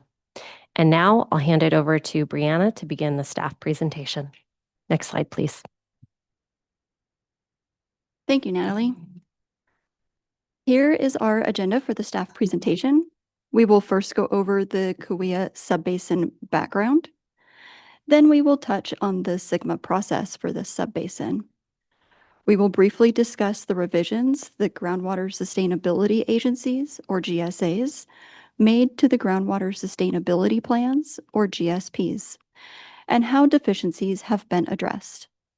Finally, we will go over some additional staff recommendations. Next slide, please. We will now quickly go over the Cahuilla Subbasin background. Next slide, please.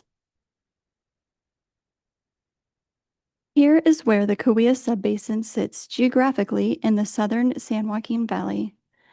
The subbasin is in the Tulare Lake hydrologic region, with the Tulare Lake Subbasin to the west and the Tule Subbasin to the south.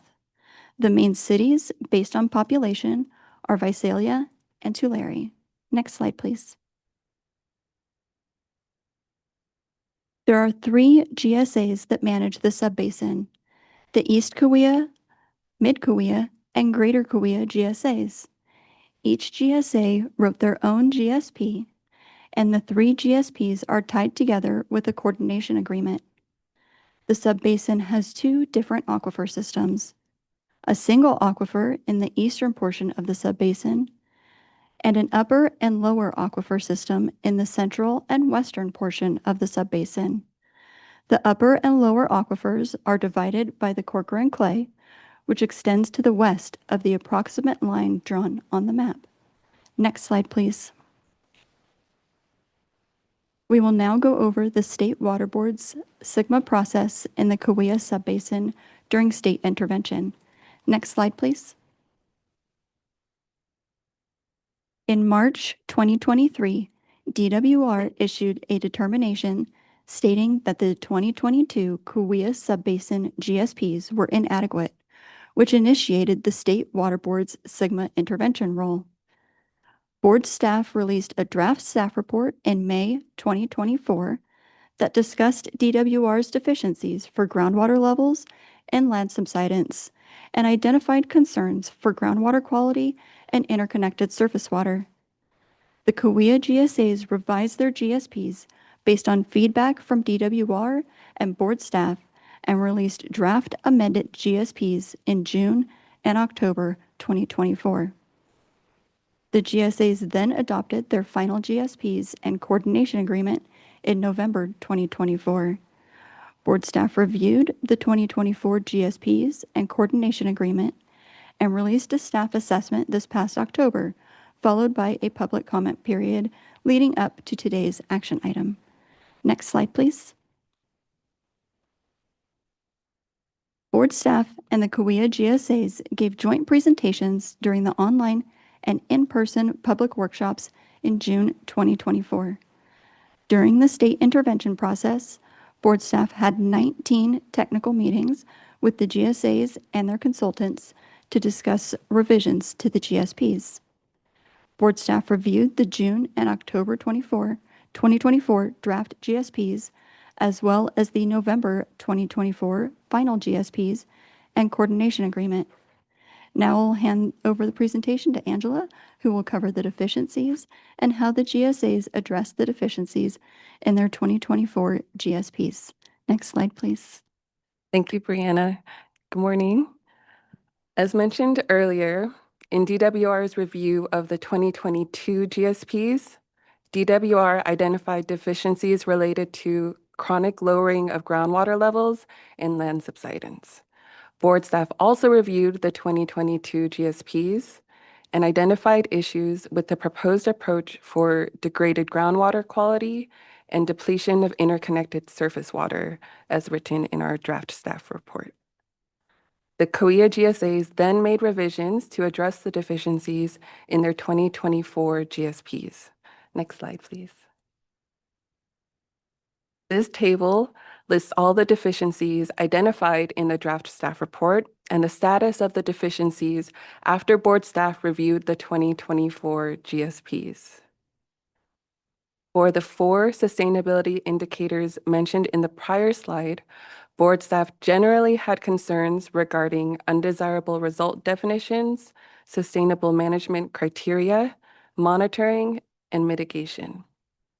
You'll see that most of the deficiencies are resolved or substantially resolved, and 1 interconnected surface water deficiency is partially resolved.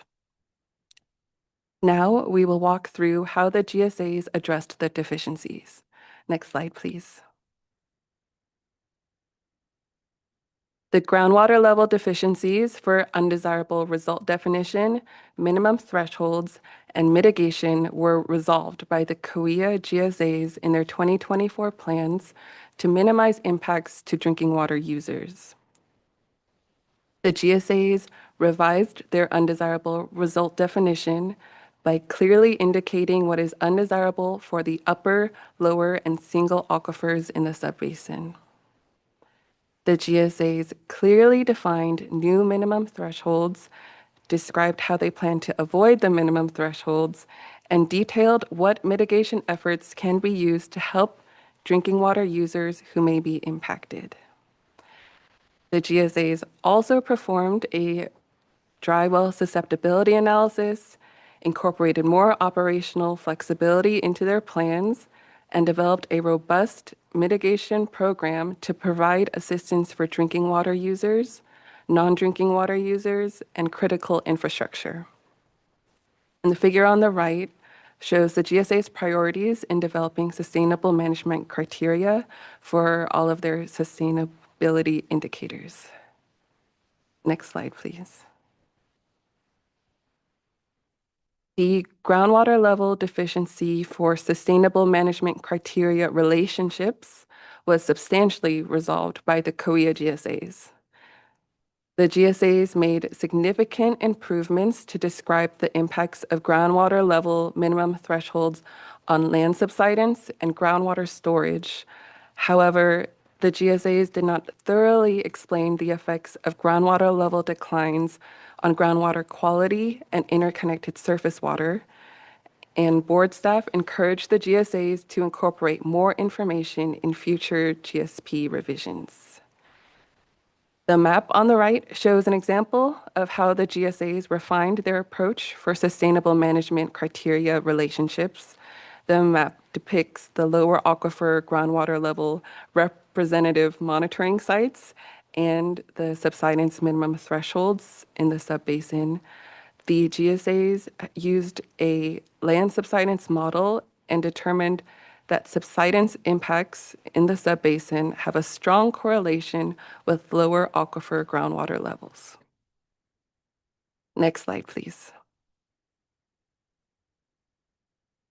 The GSAs resolved all of the land subsidence deficiencies in their 2024 GSPs by adding steps to stop active subsidence and mitigate for land subsidence impacts. The GSAs developed new sustainable management criteria to protect the Friant Kern Canal and other critical infrastructure in the Kauai subbasin.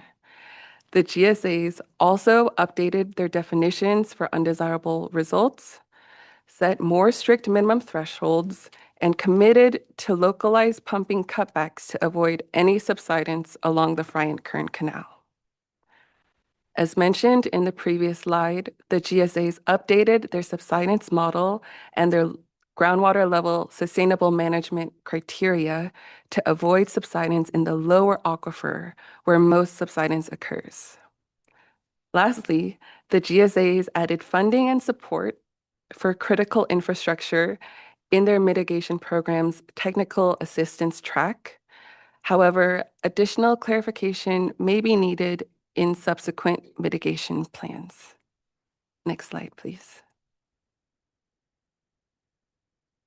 For groundwater quality, the GSAs resolved the deficiencies for undesirable result definitions and sustainable management criteria.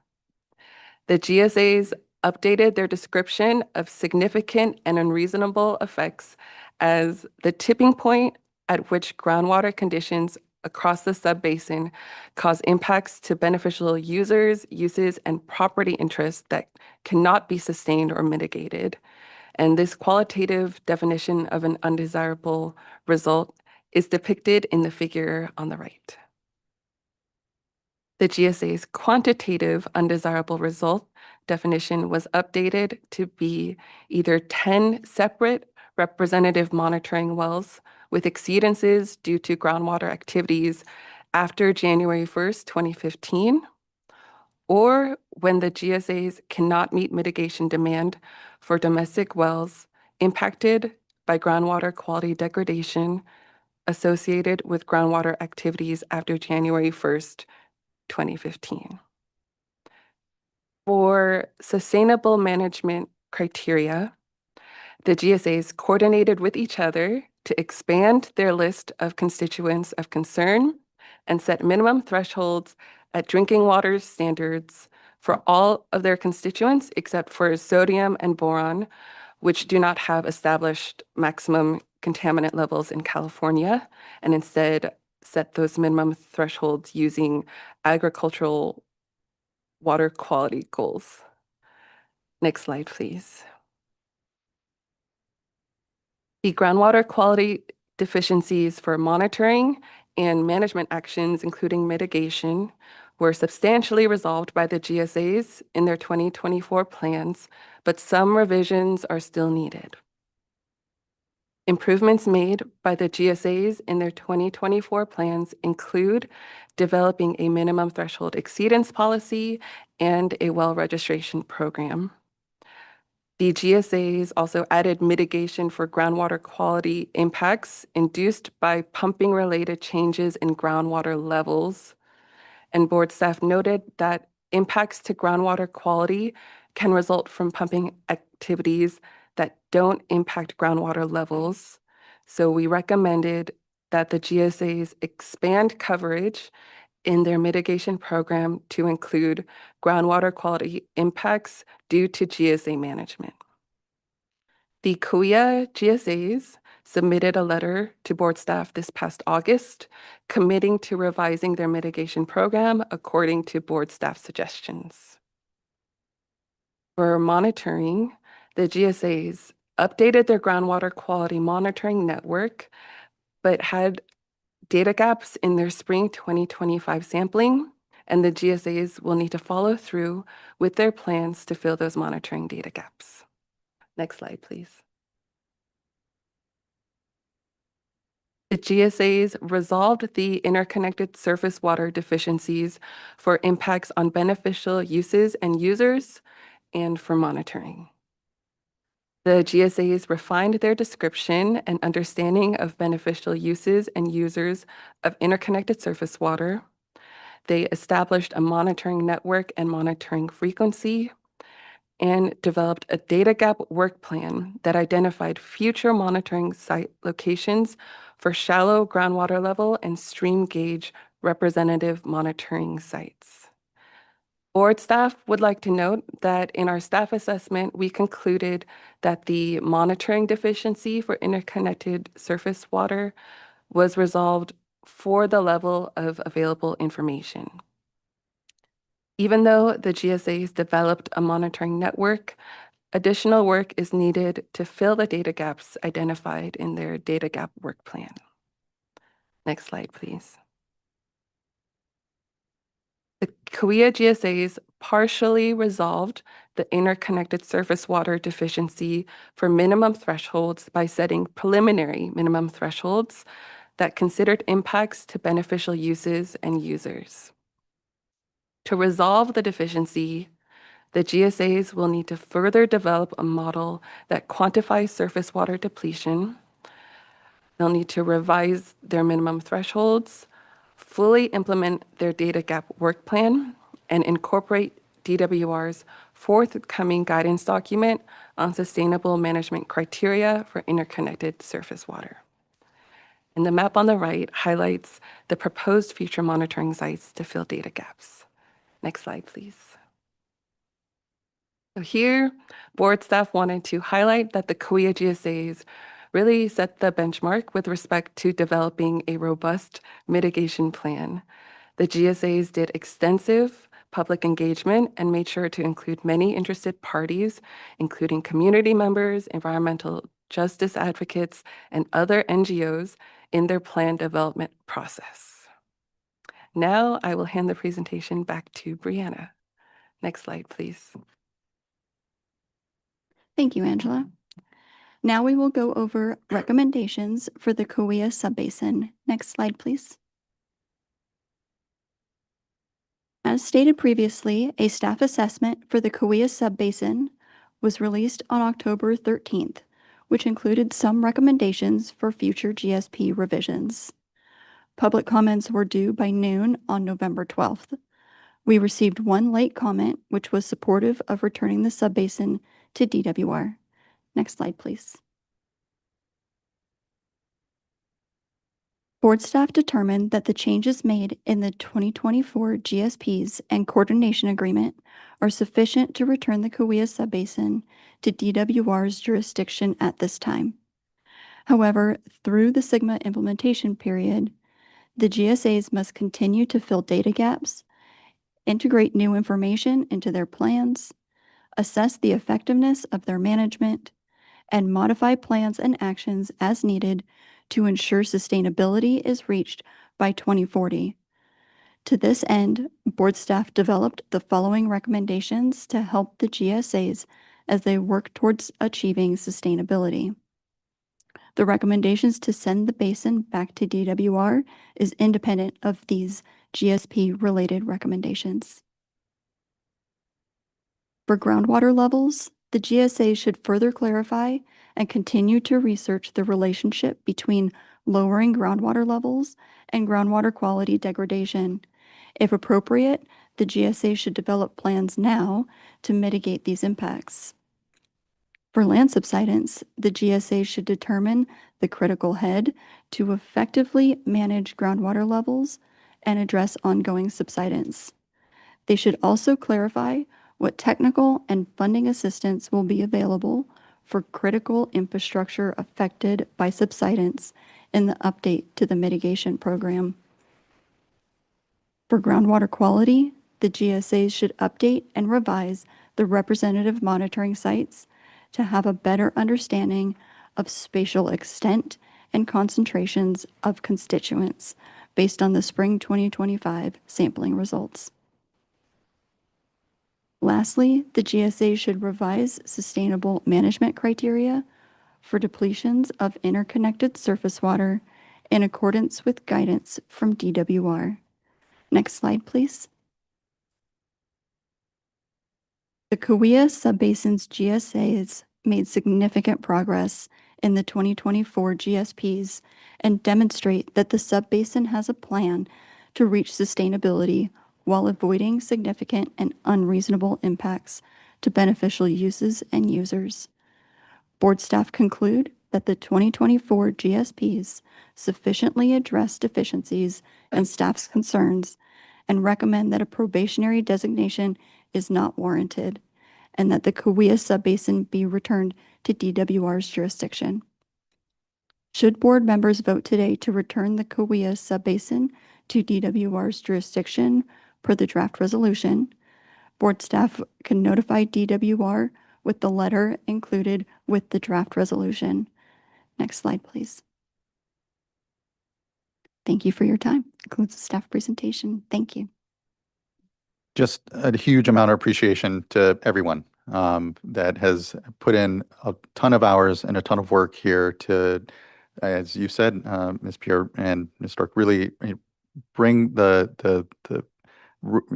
they've really set the bar ultimately when it comes to groundwater sustainability plans, and importantly, an approach with communities, an approach with us as regulators, and for as much, desire there may be to thank the board for, one, the recommendation, and if we vote here to return the basin to DWR's control, the thanks is truly back to the leaders here who have created the right relationship and importantly, work through what are really difficult issues, both on the technical side and on the people side. So just a lot of appreciation to everyone here. I know we have a few commenters. I want to hear from them, but look to others at the dais if there's any comment or question here at the start. Okay, hearing none. I want to call up Aaron Fukuda and also hear Mark Larson as our first commenters. And there may be an additional commenter, I think, amongst you as well that have come up as a group.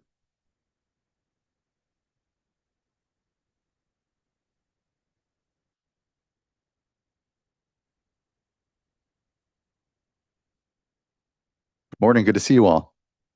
Good morning. It's good to be here. Chair Esquivel and the board, we wanted to come up together. This has been a team effort, and we wanted to especially express a lot of appreciation for State Board and State Board staff and this awesome process. It's been new for all of us, and I think it's been a real rewarding process. And we just, first of all, wanted to let you know we're here and available if there's any questions. Aaron? Yeah, Chairman Esquivel and board members, this is, a good time to reflect about looking back and then kind of looking forward and looking back. I just want to, we're celebrating leaving probation, but I don't want that to be an indicator of our impression of you as the board and your staff. We really appreciated that, the collaboration, and I think getting to the finish line was all about that, getting in the trenches together, right? And our landowners and our businesses are going to benefit from that in our community. Now, looking forward, we understand we had to make difficult decisions in those GSPs, and that's why now our job becomes real, right? We have to go do those things, and we understand that. So I tell our girls, we really needed this process to happen for us to really get the engine started. And if you come, we'll hopefully have you back in the near future. You're going to see things rolling forward. Sustainability isn't easy, but we're have those elements in place, and we're moving the ball forward. So thank you to all parties, our technical teams that are with us, your technical teams. I wish us all the best in the future, where hopefully Mother Nature cooperates. Apparently we got the report on the water year starting out in a good fashion, so hopefully it's going to go that way. So thank you. So Michael Hagman, I'm with East Kauai, and in the sub-basin, my moniker is Prison Mike. If you ever watch The Office, that's my moniker. It's, we're putting our foot down. We got a problem, Houston. We got to stop doing what we're doing and change our patterns and our development. Additionally, we have a coordination agreement, so I'm supposed to take up 1/3 of the time. That's all my job is. But ultimately, we have been really blessed to have the staff that you had given to us. I'm not sure if other folks got the same kind of staff that we got to help us work through these issues. And we always throw the fear out. The state board's fearful of the state board. They're out here to take over everything. But this is a process. We are needing to fix our basins, and it starts in Kauai for us, and that's our focus. We don't, I farm in the next basin down, so we're going to be in probation. Actually, we're going to form our own GSA. Actually, I don't know what's going on down there. So so fortunately, we really have been blessed. So thank you so much for the staff you gave us. I hope other folks had as good of experiences as we did, and we really tackled a lot of hard things. And it isn't easy to mitigate. It isn't easy to collect money from folks who were spending a lot of money on other things. Everything is going up for us in the farming industry, and I've lost probably 30% profit in the same kind of product, same amount of product. It's just things are going up, but it's still a viable business, and we need to eat as a country, as a state, as a community, and we need to work. And it's God's work, and we love it down there. So thank you so much, board. Thank you all. It has been a real pleasure seeing the deepening of the relationship with us, and know that we are still here. We're here as partners in implementation. We're here as we work through the water rights system and continue to focus on how we get groundwater recharge at the scale and scope that we really need. And just thank you again. The approach has made the complete difference here with us, because we've been learning, as you've said, just as much as you have. This is a new process. Sigma is still only 10 years here. These are the first basins that have been referred to the board. And as we know, there will be times when other basins will be coming to the board. And I think what this has set up is the right relationship. And just from here, myself at the dais, a tremendous amount of humility, because these are very difficult issues. And there are a ton of pressures in our communities, on the ag community right now. But this is preparing us to be sustainable out into the future, to weather what are going to be continued challenges that Mother Nature are going to throw at us. And I know in the conversations I've been able to have with folks, there's sometimes a feeling of like, it'd be great if this, we had done this like 30 or 40 years ago and gotten it done. But what's important is we are getting it done now. And it's here for the benefit of those future generations that won't have to have as hard of a row on getting at least a plan and the infrastructure in place to better manage our groundwater, if not the realities of implementation that are going to be coming. So just thank you. We won't be going anywhere insofar as, again, just continue to build off of the relationship that we have and see us as partners in implementation and the success of the basin. And again, as much, thanks as there is to throw around, it all goes back to you all, because that's what makes the difference here in our process and the ability for the board to come to this moment. And so just thank you, much appreciation. We recommend you pass us. We'll take the recommendation in consideration as we hear from further commenters on. Thank you. And here now, let me wake up my tablet so I can get to our next commenters. Next, I'd like to call up Lois Harper and Company, and then Dr. David Bergmanson. Apologies if I messed up your last name there, Doctor. Okay, it looks like Lois is not on the platform. If Dr. David Bergmanson is.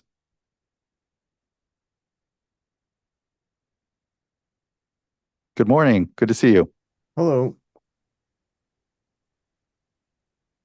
Well, thank you, Chair Esquivel and board members for this opportunity, and also congratulations on the progress that's been made through collaboration and commitment towards sustainability. I'm here as a global ag researcher who supported governments in agriculture transformation to conserve natural resources and increase farm profitability and resilience. And the last intervention pointed out the fact that farmers have really suffered under increased input costs, and yet it's a vital part of the economy and social fabric of the valley, but also the critical role the valley plays in food security across the country. So I'm here to propose that the Cahuilla Subbasin become a demonstration site for co-creating technology-enabled solutions that can realize Sigma's vision across California Central Valley. As you all know, Cahuilla faces an overdraft of roughly 100,000 acre-foot annually. And it's a structural deficit. It's not an anomaly, and subsidence is very real and has created the urgency for action, which all of you have taken up. And again, congratulations on the progress that's been made. But the critical question is, how do we close the gap without destroying the agricultural economy that feeds America and is a major employer for the valley? And so, the answer isn't just simply use less water. You need water for agriculture. But what we can do is a radical transformation in our food production system. And that's what I'm here to talk to you about today as a scientist. If I've looked around different technologies that are available that can dramatically increase water use efficiency and profitability for farmers. And it all starts with improving soil health. And so this is one of the interventions that we really want to bring to the table in a co-creation ecosystem, if you will, which you've got well underway through this process. The first one is around earth agriculture that uses OMRI certified inputs to increase soil organic matter from a current level around 0.5 to 1% up to 2.5 or 3.5%. Why this is important is that increasing soil organic matter increases the soil's capacity to hold water. So during those atmospheric rivers, you're actually capturing that water in place and using it for the upcoming season. But it also improves soil health, allowing oxygen to get down into the root profile, making the microbiome, the biological system, if you will, of the soil, to improve input use efficiency as well as water use efficiency. And so this intervention can be, enables a compression of time to realize the increase in soil organic matter from a process that takes 10 years down to a process that can take 2 to 3 years. So a dramatic savings of time, which is a commodity we are in short supply of. The second type of intervention is really around delivery efficiency, and that's through fertigation. One of the partners that we've been looking at, Bennett Fertigation, has increase the distribution efficiency and uniformity to 93% versus a standard 60 to 75% from drip irrigation systems. And so what this does is allow us to deliver that nutrition and moisture at the root zone at the right time dramatically improving the efficiency. So we can actually, from both of these interventions, dramatically reduce our nitrogen application. And obviously, this has a ripple effect on nitrate loading in the aquifer. So basically, we combine these two technologies, we can realize dramatic water and nitrate reductions in the agriculture sector, and in so doing, actually conserve more land and maintain it in production profitably. So really our intervention, and I have a one-pager that helps distill this for the board's consideration. Unfortunately, we didn't submit this in time to be presented here, but I will follow up with an email to share that with you. But really, it's just this co-creation implementation. As was said, this is the starting point towards actually realizing this vision. And we would like to partner with the state in making it real by leveraging innovation, applying data science, and helping farmers make better decisions around profitability and resilience. And so with that, I yield back my time, and I'll follow up with a one-pager that distills this rather complex system, and yet we feel confident that we have the biological-based solutions to improve profitability and resilience and reduce our water consumption in the ag sector. Thank you. Thank you, Dr. Bergmanson. I appreciate and look forward to the summary. What certainly comes to mind are our programs like the Irrigated Lands Regulatory Program or CV salts, or these programs that actually, as the GSPs here have been developed and worked, are kind of coming to a moment where there is a better synergy amongst them. So I appreciate your comments, appreciate your desire for a more integrative approach, and I think you'll find the board is also wanting to ensure that's the case. So thank you. Next, I'd like to call up Tien Tran, and it'll be followed by Natalie Escobedo Garcia. Dr. Garcia.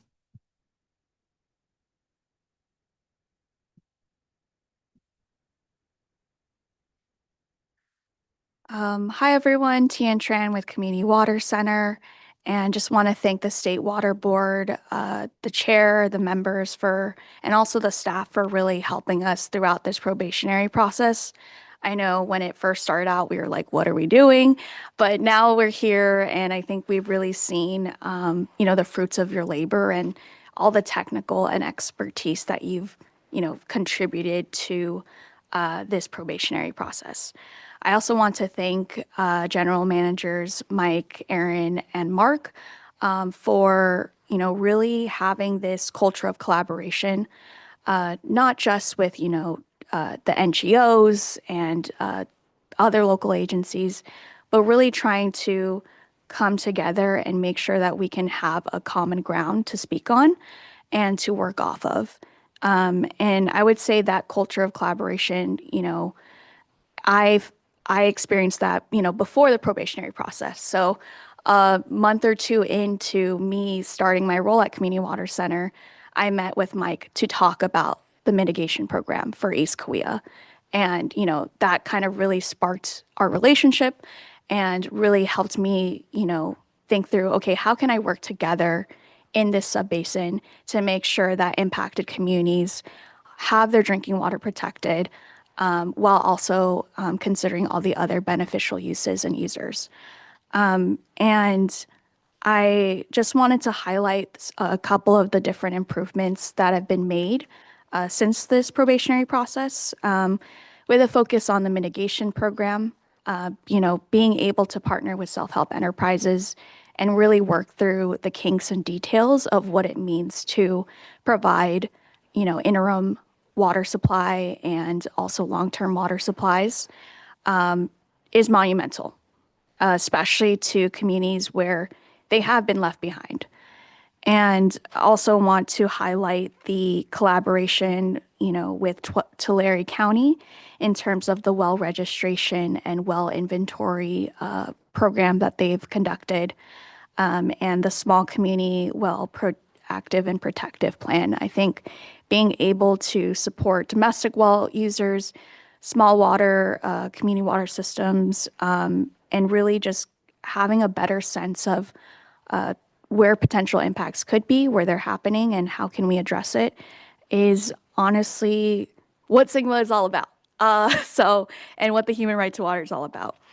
So, I really am excited to say that we recommend that the State Water Board recommend that the subbasin go back to DWR. And I think all the general managers know this, but we're going to continue to hold all the agencies accountable and make sure that this plan leads to real outcomes. Thank you. Thank you, Ms. Tran. Really appreciate your leadership, contributions, and work here and working with the basin and representing communities and their voices. It means a lot. And again, the collaboration word gets thrown around a lot, oftentimes as a thing that we aspire to do or say that we do.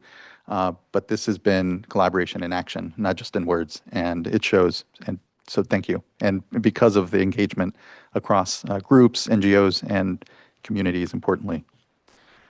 Last, I'd like to call up Dr. Natalie Escobedo Garcia. Good morning, everyone. Can you hear me? We can. Good morning. Good to see you. Good to see y'all too. As Chair Esquivel mentioned, my name is Dr. Escobedo Garcia, but y'all can call me Natalie. I'm here on behalf of Leadership Council, and I'm commenting today to express our support for returning the Cahuilla Subbasin to DWR's jurisdiction. Over the past 3 years, we've seen meaningful and genuine improvements to updated groundwater sustainability plans.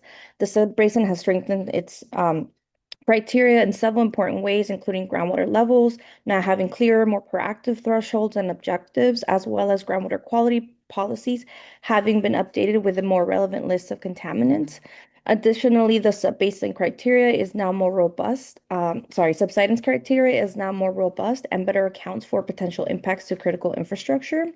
These changes show a real commitment to addressing the issues that previously held the plans back. We also appreciate the improvements to the monitoring networks, particularly for groundwater quality. Testing is now being done twice a year, and the subbasin has identified replacement wells to ensure that monitoring networks stay reliable over time. These changes give us more confidence that problems will be detected early and addressed responsibly. Last, we believe the updated GSPs and the process that was laid out between the Cahuilla Subbasin and the State Water Board set an important precedent for how a subbasin successfully works with the board while on probation. For these reasons, we believe it is appropriate for the Cahuilla Subbasin to return to DWR's jurisdiction. We're optimistic the subbasin is well on its path to reach sustainability by 2040, and we look forward to continuing to work with the subbasin on long-term implementation. Thank you. Thank you as well, Dr. Garcia, for your contributions here and leadership and voice. Again, it's been just a pleasure to see this all unfold, and many thanks. All right, looking to fellow board colleagues. If they have comments or questions, I don't want to belabor things as well on my part, so I'm going to stay silent for a moment, but open up the dais for folks here. Board Member Firestone. Yeah, I'll echo what's been said and just want to recognize the leadership at Cahuilla in particular as a leader in Sigma development and implementation. And even though there are other basins that we've recommended go back to DWR, I think those have really been following the leadership of Cahuilla in terms of how they've looked to implement and develop Sigma. Just, and I think a master class on how to tackle really, really challenging problems in a collaborative way and really meaningfully listen and co-develop a plan. And now is the hard part of continuing to implement and develop that plan. It's not easy. It's going to be a real impact on communities and individuals in the area, but also will allow a future for the region that otherwise wouldn't be possible. So appreciate everyone's work and happy to do a motion when others are ready. Board Member Morgan. I just wanted to echo the comments and thank you for your leadership. Thank staff for all of their hard work and everyone who has contributed to getting us here today, and happy to make a second. Board Member McGuire. I don't know if I can make a third, but if really, I've been looking forward to this day for quite some time. I know it's been a while since the subbasin, you updated your plans and have been anxiously awaiting a decision from the water board here. So I'm glad this moment has finally arrived with the recommendations that we have for us here. And I just want to I think all the comments have been made are spot on. But really, we don't get here without a subbasin internally finding the strength and resolve to coordinate amongst itself. So I appreciated the reference to the coordination agreement, and I think this is really tantamount to what we need to see in any subbasin around the state that is looking for models of success. It's seeing that the groundwater sustainability agencies are truly partnering together and not only listening externally to state regulators, to other community groups, but also talking amongst yourselves and really figuring out what that path forward can look like as a subbasin.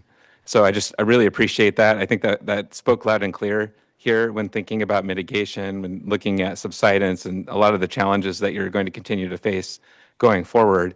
The challenge is going to be with implementation and staying on the same page amongst the three GSAs. So thank you again. Really remarkable effort, and I wish you all the best. Thank you, board members. All very well said. And I think we have both a motion and a second, but you said Make a when we're motion. prepared. I'll make a motion to adopt. I'll second. Do we have a third? No. Ms. Tyler, can you please call a roll call vote? Board Member Firestone. Aye. Board Member Morgan. Aye. Board Member McGuire. Aye. And Chair Esquivel. Aye. Thank you. Thank you as well. And the vote is unanimous. And huge congratulations to everyone collectively. Now, as has been said, the real work of continued implementation goes on, and we're here as partners. So thank you and congrats.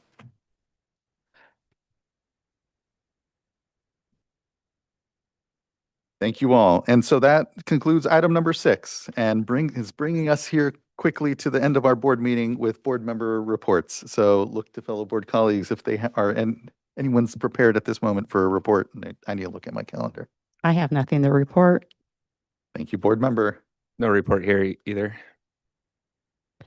And I'll just, since I know this is the last board meeting, I'll just mention over coming ahead over the next month, starting tomorrow, I'll participate in a couple panels at the Aqua conference, one on data and affordability, and another on regional consolidation. And then also will be participating in the last of a series of workshops with the communities in Northern Tulare County on regional consolidation there, sort of seeing if they're going to come together to develop a regional consolidation proposal. And look forward to the end of the year and a little break, and starting next year with renewed energy. You're here. Thank you, board member. Just quickly on the 19th and 20th, I was down in the Coachella Valley attending the California Federation, I think it is, for the Economy and the Environment, CFE conference. And while I was down, also attended the 100th anniversary of Valley Sanitary District. Yeah, there in the Coachella Valley in Indio. They largely serve the city of Indio, which the sanitary district predates the incorporation of the city by like 5 years. And so I think it really just speaks to how critical it is that our wastewater systems and managing sanitation are to the growth and foundation of so many of our communities. So it was nice to be down there and to celebrate that 100th anniversary of theirs. And then that's about all I have. I will also be headed down to Aqua on a panel around water accounting and the Delta. So that'll be nice. All right. That concludes board member reports. Mr. Oppenheimer, is there anything from the executive director's report you'd like to highlight? A couple of quick mentions. One, in the water rights section, there's a few items on water quality certifications for hydro projects. The one I just wanted to bring to your attention was for the Yuba River Development Project and Narrows Hydroelectric Project, 2 projects, 1 certification on the Yuba River. Comment period for that closed on December 1st. Yesterday, we received, so at least by current count, 3 comment letters. The final action date for that, I believe, is December 30th. So we'll intend on going through the comment letters, determining if we need to make any revisions, and issuing a final certification by the end of the month. The other thing I just wanted to highlight was that Office of Public Engagement, Equity, Tribal Affairs reports quarterly. This month is their quarterly report, and so it's worth looking at that if you want to know what they've been up to over the last few months. There's a pretty comprehensive update in there. That's all I've got. Thank you. That's all about it. The executive director's report has a ton in there, and so just really appreciate it. All right, that now brings us to the end of our board meeting. We will have closed session on sites, which I think we're going to room 2550. Mr. Loffer, is that the room we're in? So there are lots of wrinkles here. Okay. We can convene in 2550, but not until 1 p.m. Okay, 1. That room is not available until then. If the board would like, you could retire to closed session for the next hour, and we have conference room 2540 available, or you could take an early lunch and just start up at 1. Let's go ahead and we'll take a lunch now. It'll be a little longer, and we can just start at 1 because I feel starting for 30 minutes or something in one room and switching is probably not going to be worth it. So we'll go ahead and give ourselves a break. We will convene at 1 o'clock in room 2550 here in the building in closed session on sites. And then otherwise, this is our last board meeting of the year. And so just thank you everyone for what has been an incredible year. Next year promises to be just as incredible, a lot going on. But just really appreciative of everyone and looking forward to seeing everyone in the new year. Our next board meeting will be January 6th. Until then, be safe, be well. We'll see you all soon. Thank you. And we'll officially adjourn after closed session here. So thanks all.